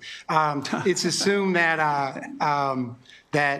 they are then, the subcontractor is the employee of the general contractor. So that's what they're doing already. But looking prospectively, what we could do, and I think Mr. Adams touched on this, was brought up in the Senate, we would be happy to work with the Department of Labor and develop training for general contractors and subcontractors, and with the AG's office to give a improved form that advises people of all their obligations in signing it. But we're collecting evidence of violations, because when we have that form, if Mr. Adams' company has violated and he signed that, they collect it from me and they can prove the willful knowing violation. So we are already doing it, but we'll do more. And I will just respond, and this will be the end, and we'll move on to the next. It is hard for us to tell individuals that are foregoing income that we're going to continue just to push with training. And so looking for, this is not the end of this bill, but we have to have some really serious, robust discussion about how we can make sure that the money that is owed to people's pockets goes to their pockets. And I understand all the concerns that have been brought here. And you know, I understand the challenges of what you've posed and others have posed, but people are missing out on hard-earned dollars, and the state's also missing out on revenue as well. But I appreciate everyone's responses. We will move on. There'll be more discussion. This is not the end of this bill hearing, that's for sure. But we have a few more people that are going to be called up for the unfavorable. Thank you all for your testimony. Thank you. We have Mike O'Halloran, and I think you're the last. I'll be quick. The Lone Ranger. Me too. Okay. And then we have one virtual. Thank you, Madam Chair. For the record, my name is Mike O'Halloran. I'm here today on behalf of NFIB in respectful opposition to House Bill 299. Certainly do adopt what all the legal experts in the previous panel brought up. But, you know, from an NFIB perspective, I think, and I believe even Mr. O'Keefe with the electrical contractors may have touched on this. But on the bill specifically, you know, on page 9, lines 8 through 16, and then page 19, lines 26 through 32, and even the proponents, I believe, Attorney General Brown had kind of couched it more as, you know, these cases could be referred to his office. You know, if you look at that language, the way I read it, and again, not being a lawyer, I just get to play one 90 days out of the year. You know, that to me, that says there's no ifs, ands, or buts. And particularly egregious is even if the commissioner, you know, after the commissioner does a full investigation and finds that there is no merit, that case is still going to the Attorney General. So I can tell you from an NFIB member, a small contractor's perspective, you know, you have the commissioner come in and do their review, and you're like, I knew it. I had done nothing wrong. But then only to be followed up by the Attorney General. I think, I hope this committee would agree that'd be a bridge too far, so to speak. And I'd also like to point out on the fiscal note, you know, and it's very rare that we kind of see this, but I think it's particularly worth pointing out, is DLS disagrees with DOL's analysis on the impact of small business. In fact, it says there's probably a pretty monumental impact. Quoting from that, it says, under the bill, however, they, being small businesses, may also have their professional or occupational licenses suspended or revoked for noncompliance, be more likely to face disbarment from entering into contracts with the state, and be liable for subcontractor violations. And on the last note, I think this really does dissuade subcontractors, not only from becoming general contractors, but just getting in the contracting business in general. So with that, we do request an unfavorable report on House Bill 299. Thank you very much. Thank you. We'll move on to our virtual Mr. Alexander Austin. Good afternoon. You're on mute. You're the first mute of the day. Or you're the first on mute. Let me clean that up a little bit. Good afternoon, Madam Chair, members of the committee. Alexander Austin, President and CEO of the Prince George's Chamber of Commerce. And on behalf of the Chamber, we are in opposition of House Bill 299. You know, want to be clear that we do support fair pay, lawful classification, and strong enforcement against bad actors. However, House Bill 299 goes far beyond enforcement. Instead, creates broad punitive liabilities that will disproportionately harm responsible small and medium-sized businesses. You know, to impose joint and several liability on general contractors, even when they have no direct contractual relationship with a subcontractor, creates unlimited risk exposure for businesses that cannot realistically control every downstream action on the project. And the bill also mandates license suspension and revocation for unresolved violations. And for many small firms, the license is their livelihood. You know, it does appear to be a little bit extreme and could shut down businesses before disputes are even fully resolved. In addition, you know, when we think about direct penalty payments, this, you know, it transforms regulatory compliance into high stakes litigation. And this drives up legal costs and insurance premiums and project costs, particularly in public construction. And in Prince George's County specifically, our ecosystem is driven by contributions of local contractors and job creators. The bill increases risk, discourages participation in public projects, and raises costs at a time when affordability and economic competitiveness is critical. We urge unfavorable for House Bill 299. Thank you, Mr. Austin. Okay, seeing no more questions from the committee, this concludes the bill hearing for HB 299. I am going to turn the proceedings over to my vice chair, Delegate Kerr.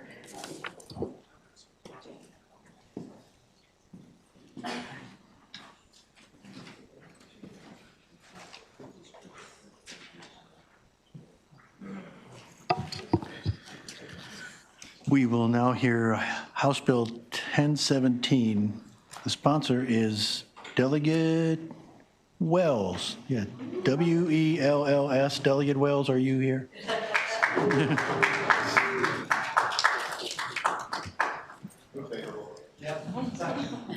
Oh, come on, you guys. All right.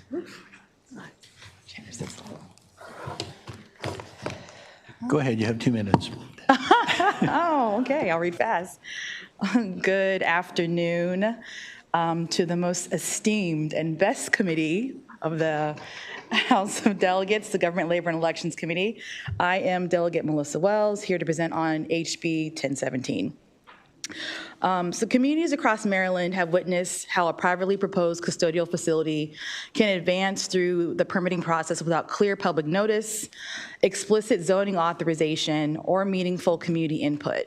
In Howard County, a building permit was issued for a facility intended to house individuals in involuntary custody, only to be revoked weeks later amid question about whether notice requirements had been met. Marylanders deserve clarity, consistency, and transparency in how land uses with high public impact are approved, which is why HB 1017 is necessary. HB 1017 is an emergency governance bill that prohibits the state or a unit of local government from approving the use of a building or structure as an immigration detention facility by a private entity unless that use, unless the use is expressly authorized by the applicable zoning authority. It clarifies that general zoning categories for government, public, or institutional uses do not satisfy this requirement. It also authorizes the Attorney General to enforce the act and provides for civil penalties and injunctive relief for violations. Under current practice, projects involving secure or high-impact custodial uses can be advanced through interior renovation or occupancy permits that do not require explicit public hearings or a clear zoning authorization.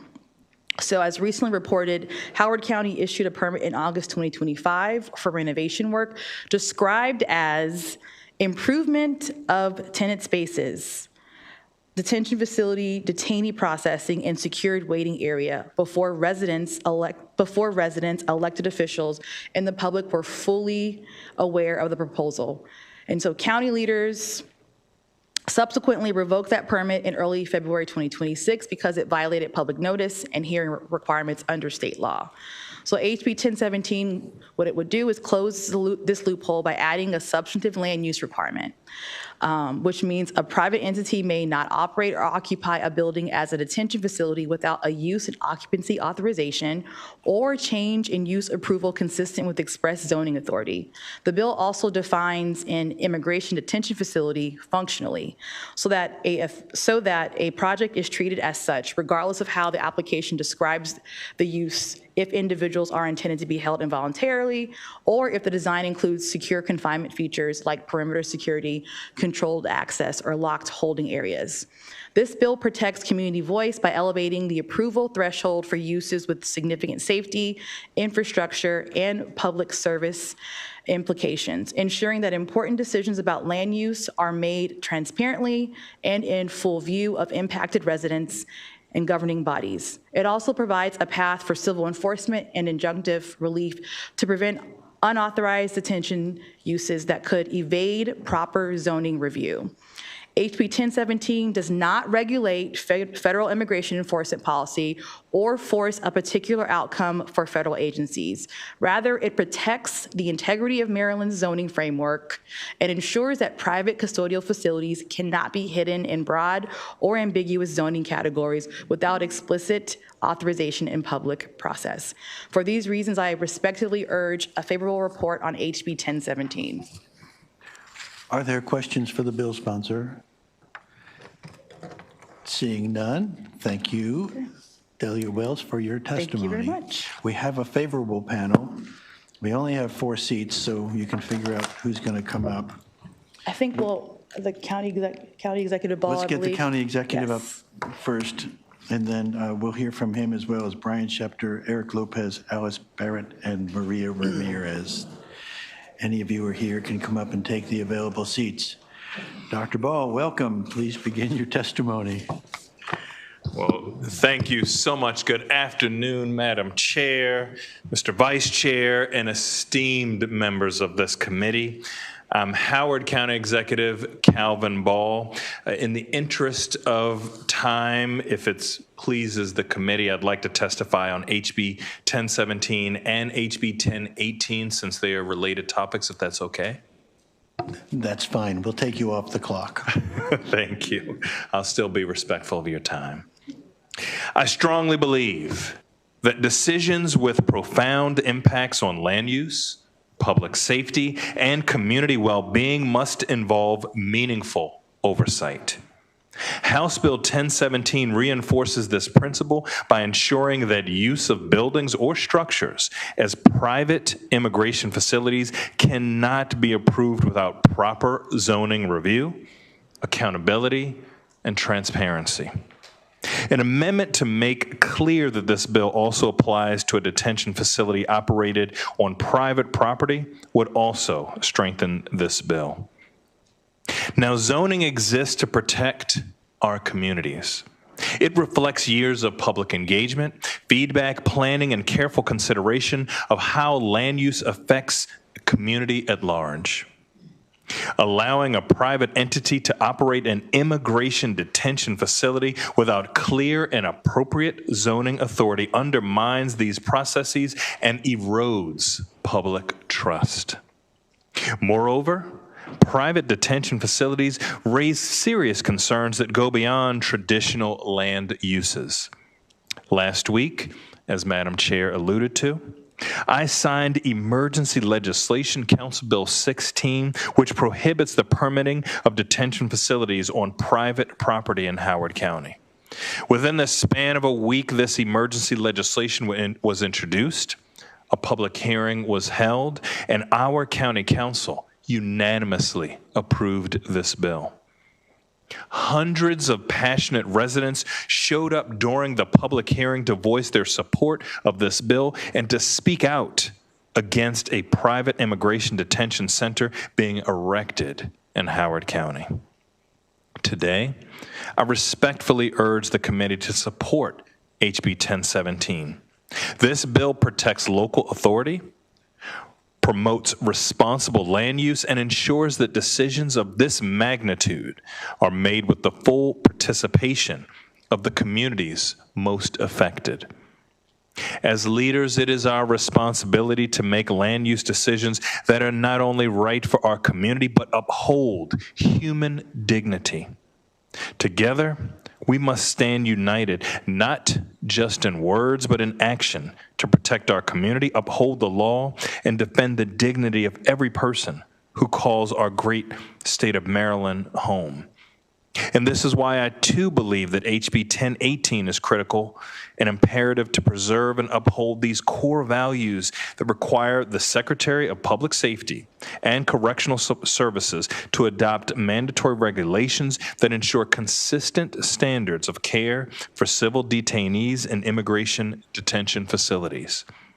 Civil detainees are not serving criminal sentences, yet too often the conditions under which they are confined are to while they're waiting, their administrative proceedings, resemble or fall below those of correctional institutions. HB 1018 addresses this gap by establishing clear statewide standards that reflect the civil nature of immigration detention. And by creating uniform expectations and clear lines of authority, we are assuring that our community members, those facilities operating in Maryland, meet our values and commitment to humane treatment. Moreover, in Howard County, we have long prioritized equity, human rights, and responsible governance. We understand that safeguarding the well-being of individuals in custody strengthens public trust in government institutions, and restoring public trust in our institutions is paramount, and we must do our best to meet the magic of this moment. Thank you so much for your consideration. County Executive, we've been informed that you're up against the clock. Yes. So if you need to leave before these bill hearings have concluded for the two bills upon which you testified, we'll understand. Thank you so much. I'll open it up for questions. We'll begin with Delegate Wu. Thank you, Mr. Chair. Thank you, Dr. Bull, and our own county executive for coming to speak on your advocacy. At the same time, with your leadership, I'm very proud Howard County passed the bill and really protect the community. We thrive the core home. I just want to thank you very much. For the Howard County House delegation, unfortunately, we'll not be able to there at the same time because we have a session. I just want to say thank you very much. Thank you so much, Dr. Wu. Delegate Terraza. Thank you, and this is what happens when you put two Howard County folks on the same committee. I just wanted to say thank you as well to my county executive, and what a joy it is to have the opportunity to discuss zoning with you once again, my friend. Thank you so much, Delegate Terraza. For those who aren't aware, we spent 12 years on the county council together working on zoning, where at times I was the chair of the zoning council and at times she was too. And now, Delegate Stewart's favorite delegate, let me call on Dr. Siliberti. Okay. Mr. County Executive, if we were to change the verbiage from private immigration to public immigration, do you think the county council would have changed its attitude? I think right now, none of us want to run afoul of the supremacy clause, and we recognize that particularly with privately run, there are sometimes significant challenges and issues. And so I'm very glad that in our instance, it worked out that we had bipartisan unanimous support. Okay. Thank you, sir. Thank you, Delegate. Seeing no more questions for you, County Executive, thank you for your testimony and your answers, and please feel free to be excused. Thank you so much. Be well, and God bless you all. The remainder of the favorable panel, Brian Schepter, Eric Lopez, Alice Barrett, and Maria Ramirez.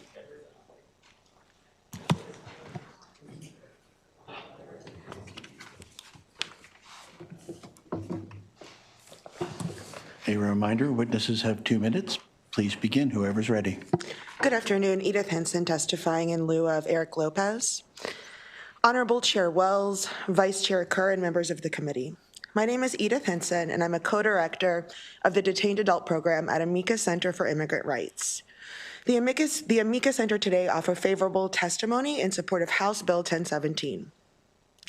The Amica Center is a nonprofit organization that provides pro bono legal services to community members detained by ICE in the DMV and in Maryland. Our organization has specialized in detained removal defense for the past 25 years, and we're leaders in creating positive changes to the immigration system. As the county executive previously mentioned, civil immigration detention is now indistinguishable from criminal detention, and people are being subjected to cruel conditions and intentional trauma. At its core, HB 17 is about upholding Maryland's values of not tolerating that type of inhumane treatment within our state. ICE is already aggressively targeting Maryland communities, and detention centers within the state will only increase that. Our state should not facilitate ICE in their goal of reaching their detention quotas by expanding their capacity in Maryland to jail our community members. ICE is using their extensive resources to detain anyone they suspect without lawful status, regardless if the person is quote unquote their target. So what does this actually look like? We've all seen it. ICE indiscriminately looking for brown and black people, pulling them over, breaking their windows, and tearing their families apart, all while saying our policy allows for this, and Maryland should not tolerate that. ICE is killing people in the streets and in their jails. In 2025, ICE arrested over 4,000 Marylanders. If Maryland reopens its doors to ICE detention, how many more of our neighbors will be taken this year? As such, the amicus center urges the committee to provide a favorable report on HB 1017. Thank you. Ms. Henson, are you also going to testify on 1018 for Eric Lopez? Yes, Delegate. We need to make sure that the record reflects the person who actually testified. Sure. So after the next bill, if you would be so kind as to go around to the committee office and give them your full information so we can make sure that that's reflected in the record. Absolutely. Thank you. Thank you. Next witness, go ahead. Good afternoon, Chair Wells and members of the committee. My name is Alice Barrett, and I'm a managing attorney with CASA. For more than 8 years, I've worked directly with individuals and families impacted by civil immigration detention, and I'm here today on behalf of our membership in support of this critical bill. House Bill 1017 is necessary and preventative. It will stop the expansion of immigration detention in Maryland through backdoor means. In 2021, this body passed the Dignity Not Detention Act, ending local ICE detention contracts and making it clear that Maryland does not support profiting from immigration detention. This has been a major victory for our community. But over the last several months, we have seen renewed efforts all over Maryland to expand ICE detention capacity in our state. You may have heard of Alligator Alcatraz, the notorious makeshift facility in Florida where immigrants are being held in cages above the Everglades. But frankly, we need not look that far, as ICE detainees are being held in atrocious conditions right here in Maryland in the Baltimore hold room. Intended as a temporary hold and transfer facility, the hold room has been used as a de facto immigration detention facility. It has no beds, insufficient bathrooms, no cafeteria, and no on-site medical care. In 2025, CASA responded to 567 ICE detentions in Maryland, and through our ICE Raid hotline, we have documented repeated patterns of abuse, people denied life-sustaining medication, held for extended periods without food or water, handcuffed for more than 24 hours at their hands and feet, pressured to sign deportation documents, and separated from their children during routine traffic stops or check-ins. These are not isolated incidents. They are systemic. Maryland must not allow mass detention facilities to quietly embed themselves in our communities through vague zoning classifications or loopholes. House Bill 1017 is about transparency and accountability. Local governments and residents deserve notice and a meaningful voice. Like we've seen in Howard County, when communities are given a voice, they consistently and bravely reject ICE detention, and for these reasons, CASA urges a favorable report on House Bill 1017. Thank you for your consideration. And thank you for your testimony. Questions for these witnesses? I see Delegate Tomlinson. Thank you, Mr. Chair. My question is, I was dealing with this last year. We had I had a constituent who was picked up, and her family was trying to just figure out where she was, which is fair. And I was working with ICE trying to get them information on where their mother, sister, aunt, whatever, where she was. And so my question is, so we don't like that. We don't like that. We don't like, we're hearing, people get picked up here and they get sent to, I don't know, Florida, whatever, fill in a state. So obviously you're opposed to what ICE is doing. That's a fair argument. But my question is, if we don't like that they're picking people up and sending them to the other side of the country, to another state, in a way, wouldn't you prefer that I know you would prefer that they're not in any facility, but wouldn't you almost prefer that they're in a facility, if they're a Marylander, that they're in a facility in Maryland?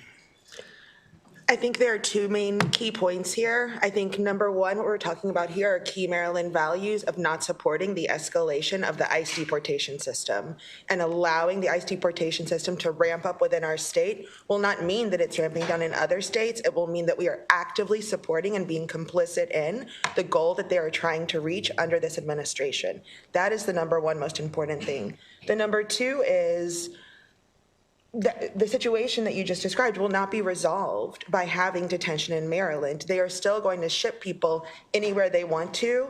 And in fact, the system is getting worse and worse for checking where individuals are in general. And so that will still exist where a person becomes detained. It's existing now, right? We don't know where a person is. They're not flagged always when they're in BHR. And then additionally, we don't know, whenever people are at different places, the ICE detainee locator is lagging and ICE is becoming more hostile. So welcoming ICE detention back in this state will not fix that problem. I would agree with what Ms. Hinson has said, and I would just add that the past year has really taught us that the only way to rein in ICE's abuses of power is not to continue to enable them, but instead to do everything we can to stop them. And as a matter of fact, there is data to show that when there are detention centers present, that increases enforcement. So bringing detention back to the state of Maryland wouldn't actually help to reduce these instances of brutal enforcement in our communities. And it is repeatedly has been made clear that it is the wishes of our community members that are embedded in the immigrant community, that our CASA, to work as hard as we can to keep and continue to keep ICE detention out of Maryland, as many other states have also done. Yeah, some of the members on the committee here, we were on the House Judiciary Committee for years, and one of the things that we heard over and over again, and we'll probably hear it now since corrections is a part of this committee as well. We constantly heard that because a lot of our state correctional facilities are out in Delegate Schindler's area, out in Washington County, but a lot of the folks that are in there are not from Washington County, and so we heard over and over again from justice advocates that we need these facilities to be where these people are actually from, where their families are, so that if their families can visit them, religious leaders can visit, or community leaders can go visit them. And so it kind of brings me back to what I'm getting at here, that I understand that you're opposed to what ICE is doing, and that's your opinion, that's fine. But if they are doing what they're doing and locking people up, I would think that we would want them to stay in Maryland as best as possible. I'll say as the leading legal service provider for detained individuals in Virginia, DC, Maryland, and beyond on the East Coast, we are already able to adeptly represent our clients no matter where they're located in the country, and their location does not dictate where court may be, where the prosecutor may be, or where their attorney may be. So having them locally here does not have an outsized impact on their due process and access to other advantages. Gotcha. All right, thank you. Seeing no more questions for this, for these witnesses, you're excused. Let me call the other people who had signed up to testify favorably. Brian Schepter and Maria Ramirez, are you in the room? Okay, then there are no more witnesses for House Bill 1017, so that will bring an end to the hearing on House Bill 1017. We will now move on to House Bill 1018.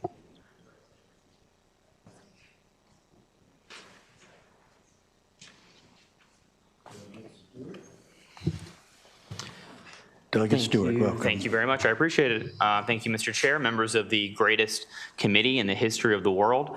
My name is Vaughn Stewart. This is House Bill 1018. So bill is about jails, and basically it represents a pretty simple premise, which is that when a jail fails, whether it's from a medical breakdown or power loss or a fire or just like emergency mismanagement, the consequences of those failures don't stay within the fence line of the jail. They end up falling naturally on taxpayers, ratepayers, hospitals, EMS crews, and first responders. And so HB 1018 is designed to reduce the risk that preventable facility failures become public emergencies and therefore public expenses. We've seen what failure looks like in real terms. So counties in other states have had to pay 8-figure settlements to jail medical neglect. Some detention and jail systems have run millions of dollars over budget because of overtime and emergency staffing needs. And in one case, again, not in Maryland, but a jail's backup generator failed and emergency public funds were needed because locks, cameras, and communication systems could no longer operate safely. Oversight investigations have also documented serious medical and safety breakdowns in custodial settings where reporting and inspections were weak. There's also a second category of risk that jails bring: infrastructure strain. Large jails create concentrated demand for electricity, water, sewer, medical services, transportation, and emergency response. When readiness planning is weak, those burdens fall outwards on utility ratepayers, rural hospitals with limited capacity, and local first responders. Communities end up carrying operational risks that they did not create. So this is the problem the bill addresses. And also let me note, I know that some folks from CASA are behind me. We just heard the other bill about immigration facilities, and I think you'll probably hear some more stuff about immigration policy after I talk. And those are really important discussions. But I want to be clear that this bill is pretty narrow and it's pretty operational, and it does not decide anything about immigration policy. It doesn't decide anything about who's detained or why. It doesn't regulate federal enforcement decisions. It just sets minimum safety, inspection, and readiness standards for all jails in the state, whether it's public, private, federal, state, county, whatever. That is a traditional state responsibility to look after ratepayers and taxpayers and make sure they are not burdened by jails. And that responsibility lies regardless of who operates the facility or who is being held. So at a practical level, HB 1018 does 4 things. First, it makes clear that minimum safety standards should apply across all of our jails. These are just baseline rules around fire safety, sanitation, food service, occupancy limits, security practices, record keeping, the basic fundamentals. 2, the bill also strengthens reporting and inspections, so it creates a new public reporting channel for violation. It allows anonymous reporting of violations, it requires timely review, and it protects confidentiality. So we want whistleblowers to come forward if there are problems in our jails. And 3rd, it creates a yearly readiness checkpoint that's focused on infrastructure and emergency capacity. So every facility in the state is now going to have to certify that utilities, HVAC, backup power, and emergency operation plans are functional and up to date with supporting documentation. And obviously, I know that we heard from the secretary earlier. I had a great conversation from the folks at the department yesterday about this bill. They do have a couple of minor amendments, but they do think that in large, they're going to be able to comply. Basically, if a facility can't demonstrate basic readiness, and this relates to Delegate Solomon's point earlier about some of the audits that we've gotten that are really distressing. Our oversight bodies can't act quickly to protect health and safety if our facilities don't have basic readiness. So this is specifically about grid strain. It's about utility failures, and it's about emergency response overload and trying to prevent all those things from landing on taxpayers.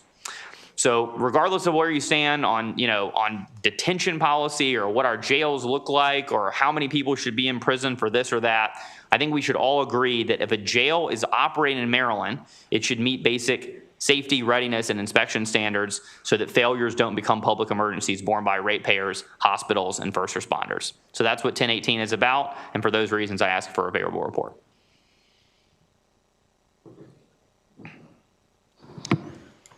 All right, seeing no questions from the committee, we will move on to those that are here to testify. We have, I believe, Ms. Alice Barrett and Ms. Edith Henson again. And just for the record, Brian Schepter and Maria Ramirez are not here in the room with us now. Okay, thank you. You may begin. Do you want to go ahead this time?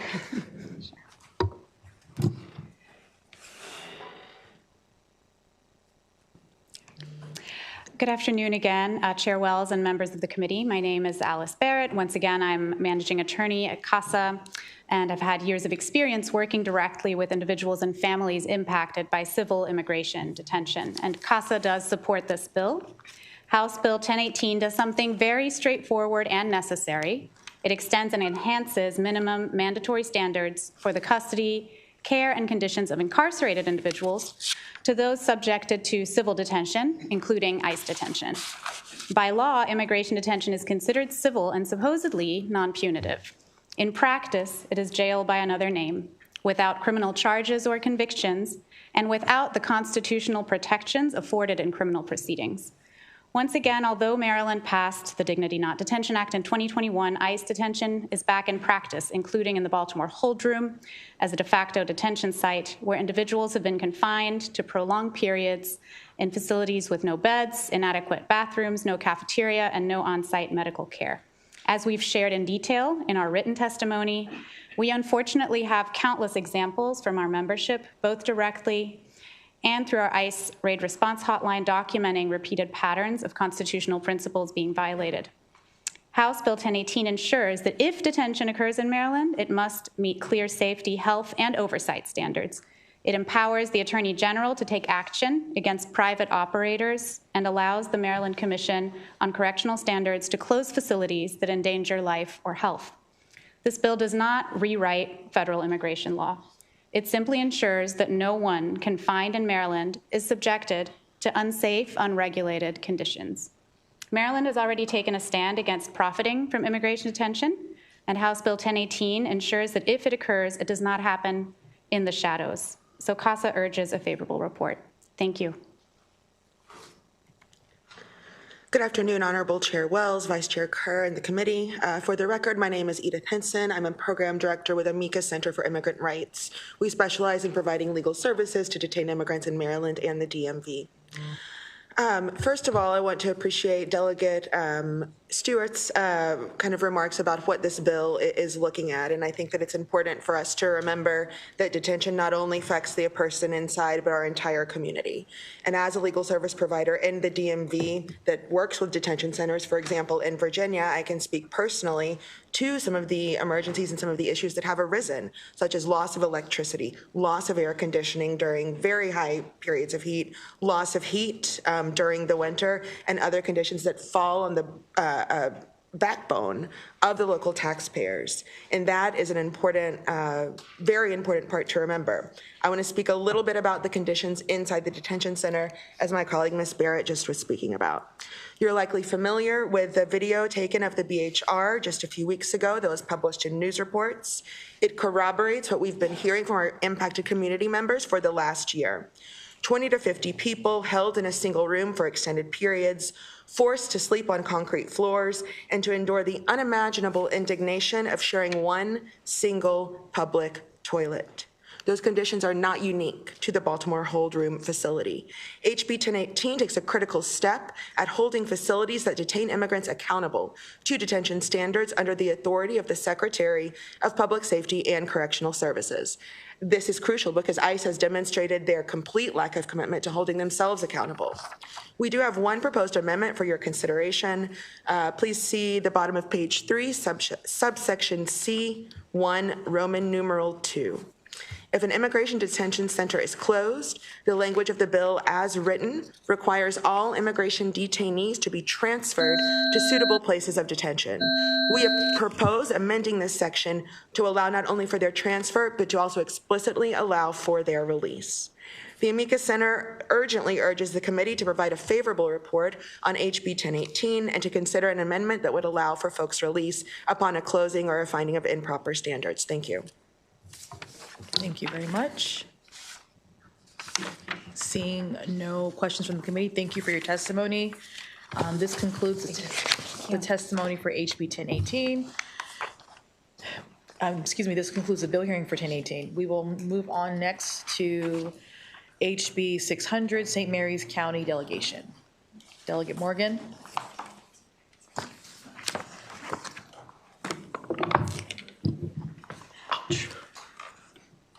Thank you, Madam Chair. Mr. Vice Chair, I am Delegate Todd B. Morgan from St. Mary's County. I am sadly to let you know I am not here to discuss the most highly anticipated, publicly nationally recognized bill of the session. It will come later. Rather, today, I'm here on a much more mundane St. Mary's County budget, piece of legislation. I'm sorry, but you're going to have to hold your applause till March. HB 600 was introduced at the request of the St. Mary's County Commissioners as a local legislative initiative to the St. Mary's County delegation. The proposed language updates are intended to provide St. Mary's County Metropolitan Commission with additional flexibility while aligning the code with its current practices. The bill replaces outdated provisions with language consistent with current Federal Deposit Insurance Corporation insurance limits and the designated service areas in the county's comprehensive water and sewage plan. It also updates the criminal penalties, civil infractions, and administrative remedies sections for enforcing violations of the code. Specifically, the bill will increase the minimum bond required for the designated corporate treasurer or any deputy treasurer appointed by METCOM from $25,000 to $250,000 payable to the state, METCOM, and the Commissioners of St. Mary's County. It changes the requirement that METCOM conduct studies and plans and estimates for new facilities from a mandate to an authorization subject to the locally adopted comprehensive water and sewer plan. It updates provisions related to the theft or unauthorized use of public water to align with Maryland Code of Civil Infractions, $250 for the first violation, $500 for a second violation, $750 a third violation, $1,000 for a subsequent violation. Each day the violation continues constitutes a separate civil inaction subject to an additional $250 fine. Additionally, the bill authorizes METCOM to impose a maximum fine of $1,000 for a first offense involving unauthorized removal of water from a public system under the jurisdiction, up to $2,000 for subsequent offenses. The St. Mary's County delegation unanimously supports this legislation, as do the Commissioners of St. Mary's County, and respectfully request a favorable report on HB 600. Thank you, Delegate. Did you want us to hear from the virtual, or would you like to start? If he wants, yeah, he's been sitting around for 2 hours. If he wants to speak, please go ahead, George.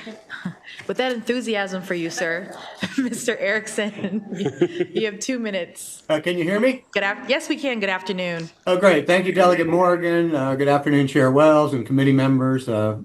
As you know, my name is George Erickson, Director of the Metropolitan Commission. As a supplement to Delegate Morgan's introduction, the proposed text basically has 3 primary purposes. In Section 113.2, it increases the minimum bond required for a corporate treasurer. It's in accordance with the FDIC established insurance limits, basically to protect against individual fraud by the person serving in that role. The second area of change proposed is in Section 113.5.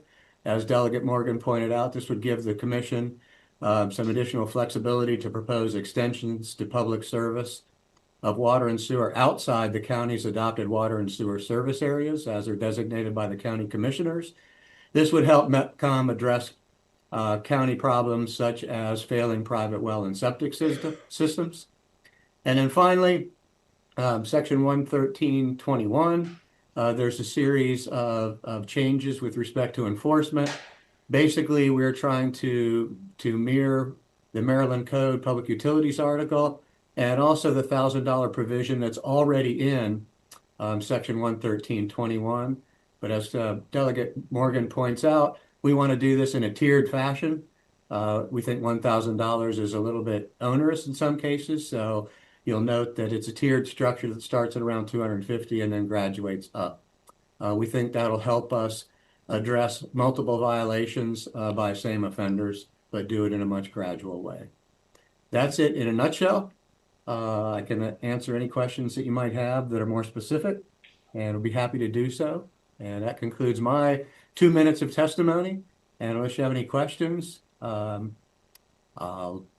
would ask that you provide us with a favorable report. Thank you, Mr. Erickson. We have a question from Delegate Lehman. Thank you so much. Thank you, Delegate Morgan. It's nice to see you again, Mrs. Layton. And I'm very excited because this means we have our first bill in the local government subcommittee. I just wanted to be sure I understood this issue of the fines where you mentioned them $1,000 being steep and graduated fines. Is that how the bill reads? You're going for graduated fines? Yes, ma'am. Okay, beginning at $250 and then going up to $1,000, is that right? Yes, ma'am. Okay, thank you. Thank you, Madam Chair. I'm so excited to be your first bill, ma'am. I don't want to bust your bubble. It's the second bill. I'm coming back. I'm coming back. We'll see you again. Thank you, guys. Seeing no more questions, thank you. That concludes the bill hearing for HB 600. Moving right along, our second day in a row, we are joined by Delegate Smith for HB 536. Good afternoon.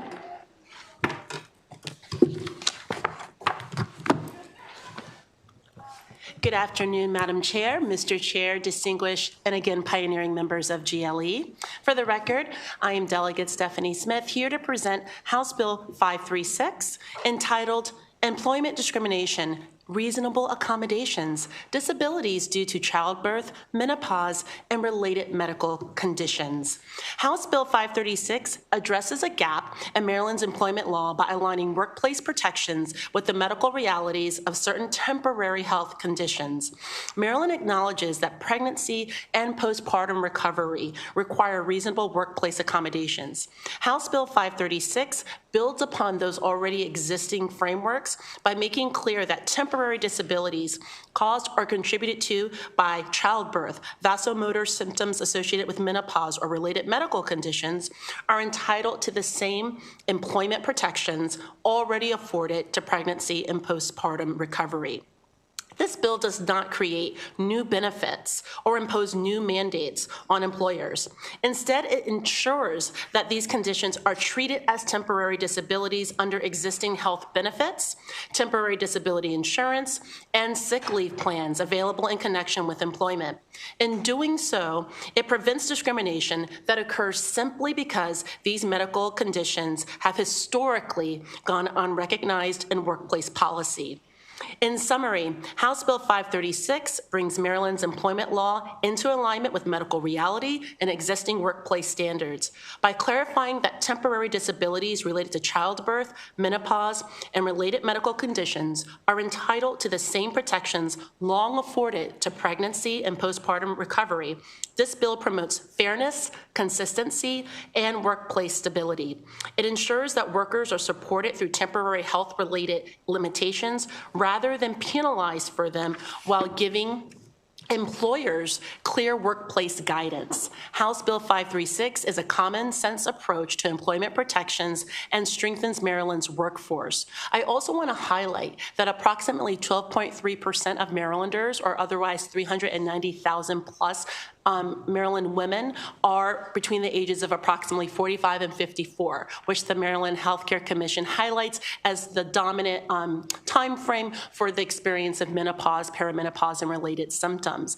And as we know, it wasn't really that long ago in the 70s where we were more openly discussing pregnancy, and I believe we're in a very similar time in our history where people are more openly discussing perimenopause and menopause and things that often just weren't discussed. I mean, we have people like Halle Berry tweeting about their menopause symptoms. I think that's a win for America when we're moving the public dialogue around something many people experience to the forefront. As some of you may recall, I came here 2 months after giving birth, and that's why we added childbirth to this, because I had really easy pregnancies, but you saw I didn't have a really easy post-childbirth experience because of the injuries I sustained through childbirth. So if people are wondering why childbirth is in there, we've had pregnancy in the article, but not childbirth. And so it's just a cleanup to ensure that the full continuum of possibilities is contemplated for temporary disability here. So for those reasons, I strongly urge a favorable report of House Bill 536, and I thank you all for your time. Thank you, Delegate. Are we joined by Dion? Yes. Okay, thank you, Dion. Good afternoon, Madam Chair and members of the committee. My name is Dion Misra, and I'm a student attorney at the Public Health Law Clinic at the University of Maryland School of Law. I am here to urge a favorable report on HB 536, which would expand employment discrimination protections to cover temporary disabilities due to pregnancy, childbirth, and related medical conditions. Currently, Maryland law provides legal protections recognizing pregnancy as temporary disability, therefore affording reasonable accommodations, in addition to if the employer provides temporary disability insurance or sick leave plans due to menopause. HB 536 seeks to extend these protections explicitly to related medical conditions, such as expressing breast milk for nursing a child and managing vasomotor symptoms due to menopause.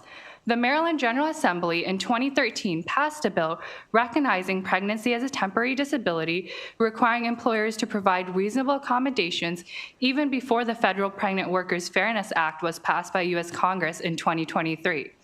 The federal law functions as a floor such that it does not replace or limit state or local laws providing equal or greater protections. In addition to Maryland, several other states have statutes that go beyond the federal law, recognizing pregnancy and childbirth as temporary disabilities.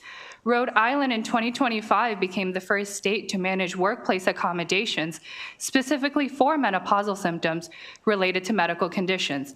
This body has done a great job in preventing employment discrimination due to pregnancy. And this bill extends to extend those efforts to related medical conditions in childbirth. By calling these related medical conditions as temporary disabilities, it allows these groups of people to access similar benefits offered to comparable health conditions in Maryland's state anti-discrimination laws. This approach would be consistent with Maryland's longstanding commitment to preventing workplace discrimination and promoting equity in employment. And for these reasons, we urge a favorable report on HB 536. Thank you. Thank you very much. Thank you for presenting the bill and for your testimony, Ms. Mercer. Delegate Ruth.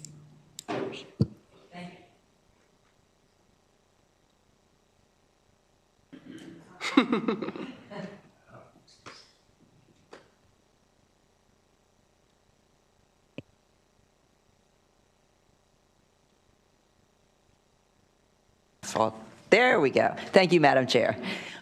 Thank you, Delegate Smith, for bringing this important bill and raising this important issue. And, you know, I think we know so many of women's health conditions tend to be treated as invisible, and it's important to keep bringing them to the fore.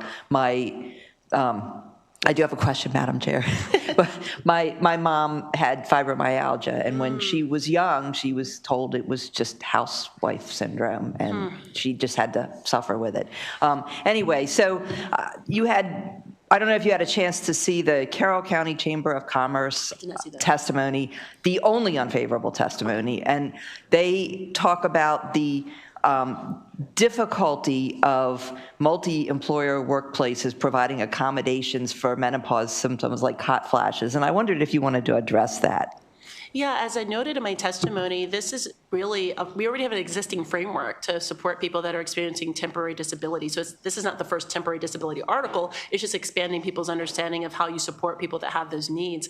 I've had many people come to my office and explain, I think when people hear words like hot flashes, it kind of really under-describes what someone is experiencing. It almost seems more benign, you know, than it really is. And that comes to kind of the widespread ignorance about what these symptoms mean for someone's ability to show up at their best and optimal best for work. And so in many ways, I think there's some other companion pieces of legislation that are about building awareness, not only for medical providers, but also for employers around how to support their staff across the different age continuum. If anything, this makes their opposition is all the more reason why a bill like this is important, because it provides another tool for advocacy and awareness building for people across Maryland about how to better support people that are working for them.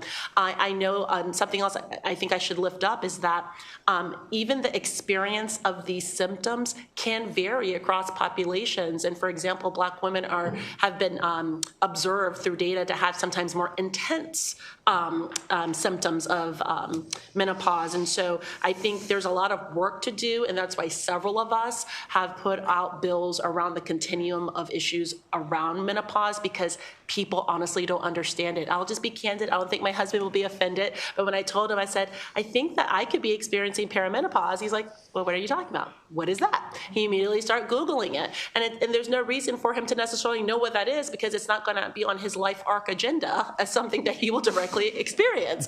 And so I would say that it's not even just a gendered ignorance. If you're a woman that's younger, maybe this isn't something at the forefront of your life concerns because you have not yet met that reality. I did not bring this bill simply because I'm turning 45 in a few months. That is not the only reason. But I do have to say that, as my father always says, just keep on living. There's certain things you're never going to know until you arrive there. And I think when you know better, you do better. And this bill is about helping employers like those, not only in Carroll County, but across Maryland, to do better by the people that already work for them and want to do a good job every day and don't want to be in a condition where they feel like they can't put their best face and foot forward to do that. And so that would be my response to that lone voice of opposition to this really worthwhile bill. Thank you so much. Thank you very much. Delegate Lehman. Thank you. Very, very quick question. Thank you, Delegate Smith, for bringing this bill. Does this apply to both public and private employers? Is it all employers? It does. Okay, I couldn't tell, but thank you. Yes, ma'am. All right, thank you so much. Seeing No further questions. This concludes the bill hearing for HB 536. Thank you very much, Delegate Smith and your panelists. We will move on to. Thank you, Madam Chair. Thank you. And Mr. Vice Chair. We will next hear HB 394, Delegate Terraza. Thank you for your support.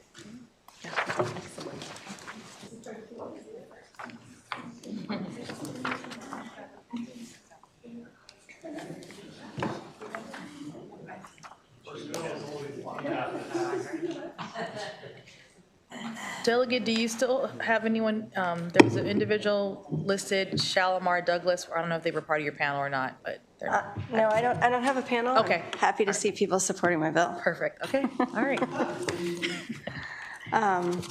Good afternoon, fellow pioneers on the, can I say Lego committee? For the record, I'm Delegate Jen Terraza, presenting my first testimony to this very wonderful committee. Thank you for this opportunity to present House Bill 394, which aims to make it safer for our children to get to school. It's cross-filed with Senate Bill 158. And it's the same as House Bill 811, which I sponsored last year, which was heard in Environment and Transportation, so some of you may remember it. So the background on this is that when school boards make decisions about routes to school and bus eligibility, parents of non-bus riders need to decide the safest way for their children to get to school. This is an easier task for some than others. In areas designated as school walking zones, some families find that there are no sidewalks or pathways for their children to walk to school, and the only possible routes require children to walk along the side of busy streets and cross busy intersections. Some may recall a horrific incident that happened in Prince George's County in November of 2023 when a truck struck and killed 2 children who were walking to Riverdale Elementary School. On a national level, nearly 800 school children lose their lives each year, and over 150,000 are injured on their way to school. That's according to the National Academy Transportation Research Board. I think we can all agree that's completely unacceptable. When our kids leave for school, they should be able to get there safely and get home safely, and we shouldn't have to worry about that. These numbers underscore the urgent need for pedestrian infrastructure that can protect our children and reduce these devastating statistics, or get rid of these devastating statistics. To address this serious issue, House Bill 394 would require county school board to prepare and share a public report that identifies areas of the county where a student would be ineligible for transportation services, and then identify safe alternative routes that the students can use to travel to school. It requires the governing body in the county to review the report and then construct the sidewalks and crosswalks needed for the safe alternative route identified in the report. And frankly, this should have already been part of the conversation. When a route is determined, when a development is created, we should know how our children are getting to school and that it is safe.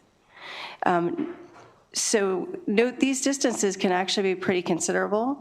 For those of you who don't have young kids, in Howard County, for example, a walking zone is 1 mile for pre-kindergarten through 5th grade, 1.5 miles for middle school, and 2 miles for high school. Those students either walk, bike, or get rides, unless a parent has the flexibility at work to drive them.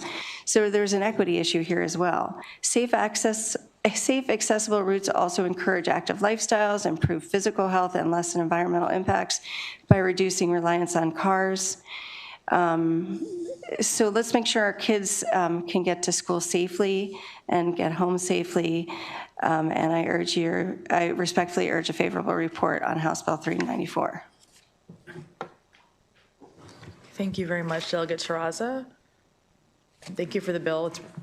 Seeing no questions from the committee. Oh, Delegate Lehman.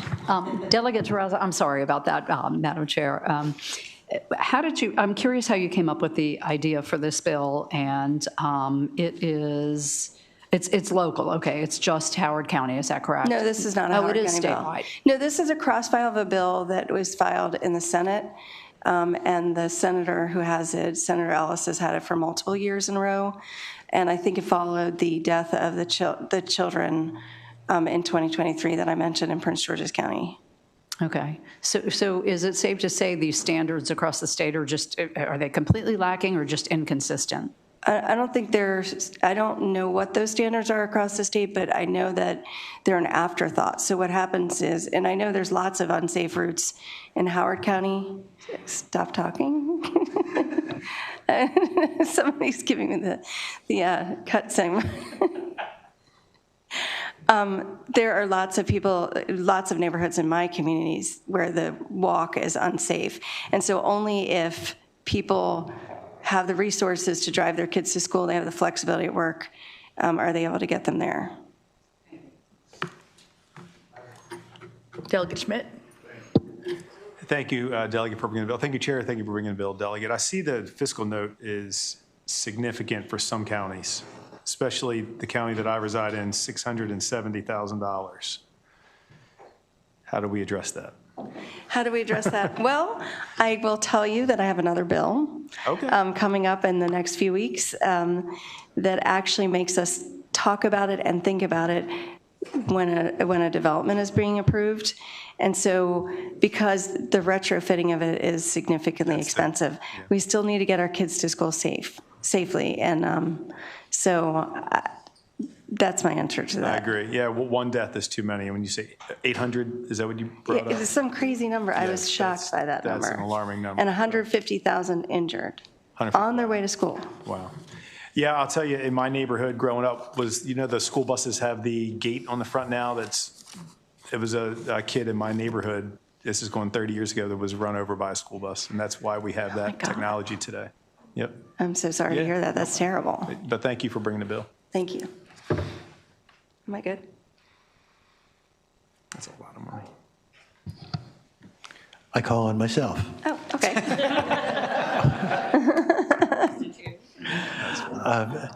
Similar to Delegate Schmidt's concern about the letter from MACO referring to it as a costly mandate on county governments.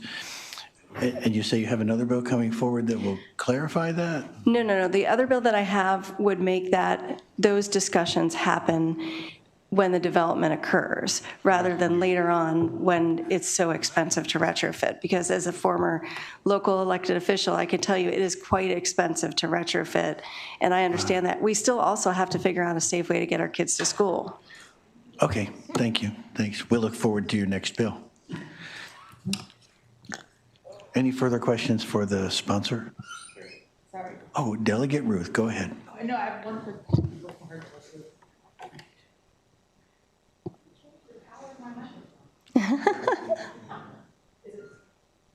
Okay, anyways, basically, I know we had said that the clerk's office would come around to do your bills. Did they come around already? They did. Okay, I just want to make sure they did. Thank you.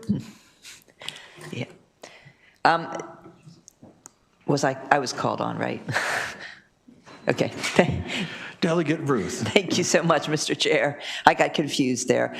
Thank you, Delegate Terrassa. I just wanted to clarify, your second bill is important, the one that you mentioned is coming up, but that doesn't solve the problem of all the existing ones. We still need to protect kids going to school in developments that have already been built.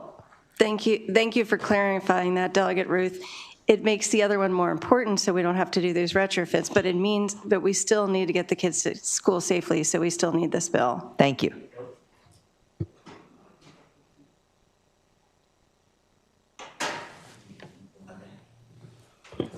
Delegate Solomon. Thank you, Madam Chair. Delegate Terrassa, thank you for bringing the bill, and I think the point that you and Senator Ellis are trying to make is really important. I think many of us have worked on these issues. I know pedestrian safety is probably the issue that I hear more in my community than almost anything else. So I had a bill in 2022 that is now law. It was called the Safe Walk to School Act, and what we tried to do was very similar to what you're doing is being proactive in this. And so what the bill did was it required any school system in high density counties and then low density counties, we split it out because obviously the needs in rural jurisdictions are different than urban or more suburban jurisdictions, to have a pedestrian safety plan that looked specifically at the areas where they don't provide transportation when they submit funding to the IAC, the Interagency Commission on School Construction, for state funding. they essentially had to do the pedestrian safety plan in advance of getting that approved. So I think I would love to work with you and the IAC to figure out how maybe we could like continue to strengthen that. But just really appreciate what you're trying to do. We ran into the same issues with just costs, and obviously mandating the creation of infrastructure, especially in places where they don't control it, is really difficult. But we were trying to get at what you were doing. So I think maybe we'd love to have those conversations with the IAC on implementation on this as we go forward. Would love to talk to you more about that. Delegate Sample Hughes. Thank you, Madam Chair. Thank you, Delegate. I just wanted to understand, so each county has their own distances as far as, I know you mentioned 2 miles for high school students. Yeah, those are approved, I believe. We have a former school board member here who could tell me, but I believe those are set by the school board in each county. I believe so. Okay, thank you so much. And ours have changed over the years. They've been extended to further and further because of the cost of busing kids to school. Okay, that's what I was wondering, because I know like in a few counties I'm aware of, it was like 1 mile for elementary and high school, but didn't understand if it was across the board. But you say it changes based on the cost of school buses and the route. No, I guess what I'm saying, I'm sorry, I misspoke. Go ahead. I'm just saying that each county sets that. Our county changed it to further distance because it was getting, because of the cost of, and I'm sure they looked at the safety issues to the extent they could, but it did extend it to even further. So those are the numbers, I believe, that are the further numbers. And they may have set them back a little bit. They've been going back and forth in Howard County, but they're pretty far for kids to walk. And this is not about whether kids should be walking to school. I think that's great, but just that they should be able to do it safely. Sure, thank you so much. All right, seeing no more questions from the committee, that concludes the bill hearing for HB 394. Thank you very much, Delegate Terraza. Thank you for the questions. We will move to our last bill, to arguably our most frequent flyer of this committee to date, Delegate Joe Vogel for HB 516. Madam Chair, Mr. Vice Chair, good to be back. My daily trip over to GLE, auditioning to be part of this committee. Don't tell my colleagues in Ways and Means. The bill that you have before you, House Bill 516, I think it's really important that I explain the amendments right off the top, because the bill, some of the concerns around the bill have been addressed by the amendments. The amendments basically strike most of the bill and keep the investigators who are intended to support the enforcement by the Department of Labor. The reason that this bill is important is I've met with workers and local labor leaders from across the state over the interim, in particular workers and labor leaders who are not in like the central I-95 corridor of the state of Maryland, where it takes a little longer for enforcers, for state officials to get out there and conduct necessary investigations. If you look at where many of our solar projects are in the state right now, it can take hours to get there to a work site.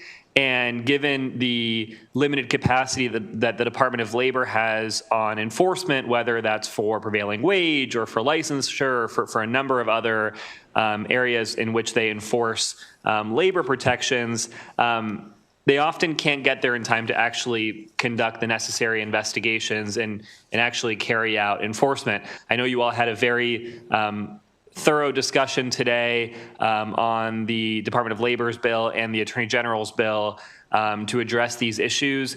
I actually see this bill as complementary to that bill by having investigators assigned to different parts of the state. These 5 investigators one would be assigned to Baltimore County and Baltimore City, one would be assigned to the Eastern Shore, one would be assigned to Central Maryland, and one would be assigned to Western Maryland. And ideally, those investigators would be based there so that if there is a complaint filed to the Department of Labor, that an investigator can get on site quicker and begin the investigation in such a way that actually allows for us to enforce our laws. The concerns that we've heard from workers, in particular as it relates to those solar projects, is that it takes them so long to get an investigator out there that they don't even feel like filing complaints anymore. They don't really see the value in that anymore. So I've appreciated the collaboration that we've had with the Department of Labor on this issue. We actually all took a field trip alongside Delegate Charkoudian to Cumberland to meet with several of the local labor leaders that are working on those solar projects right now, that are working in that area, and had some productive conversations. But I think this bill is an important step in addressing the concerns that were raised. And with that, I urge a favorable report on House Bill 516. Thank you very much, Delegate. All right, seeing no questions from the committee, we will move on to our one unfavorable person here to testify, Mr. Kevin O'Keefe. Thank you. Hello. Hi.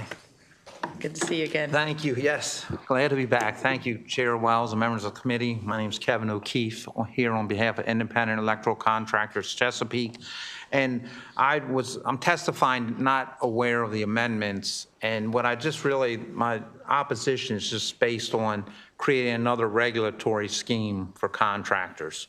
And if you look at the fiscal note, and I think maybe the amendments will address this, on page 3, Section 3103 of the Labor Employment Article provides the Commissioner of Labor and Industry with broad authority to investigate complaints related to entities regulated by the division. So that's all I really want to say. And the one thing about solar, as representing electrical contractors, one thing we always emphasize is we want to push for licensed electricians to work on solar projects. So that's something that we do agree with. So that's all I have to say at this point. Thank you. Thank you, Mr. O'Keefe. Okay, seeing no questions, thank you very much for testifying and you're the last person to testify in the committee today. Have a good evening. See you. That concludes the bill hearing for HB 516, and that concludes our bill hearings for the GLE committee.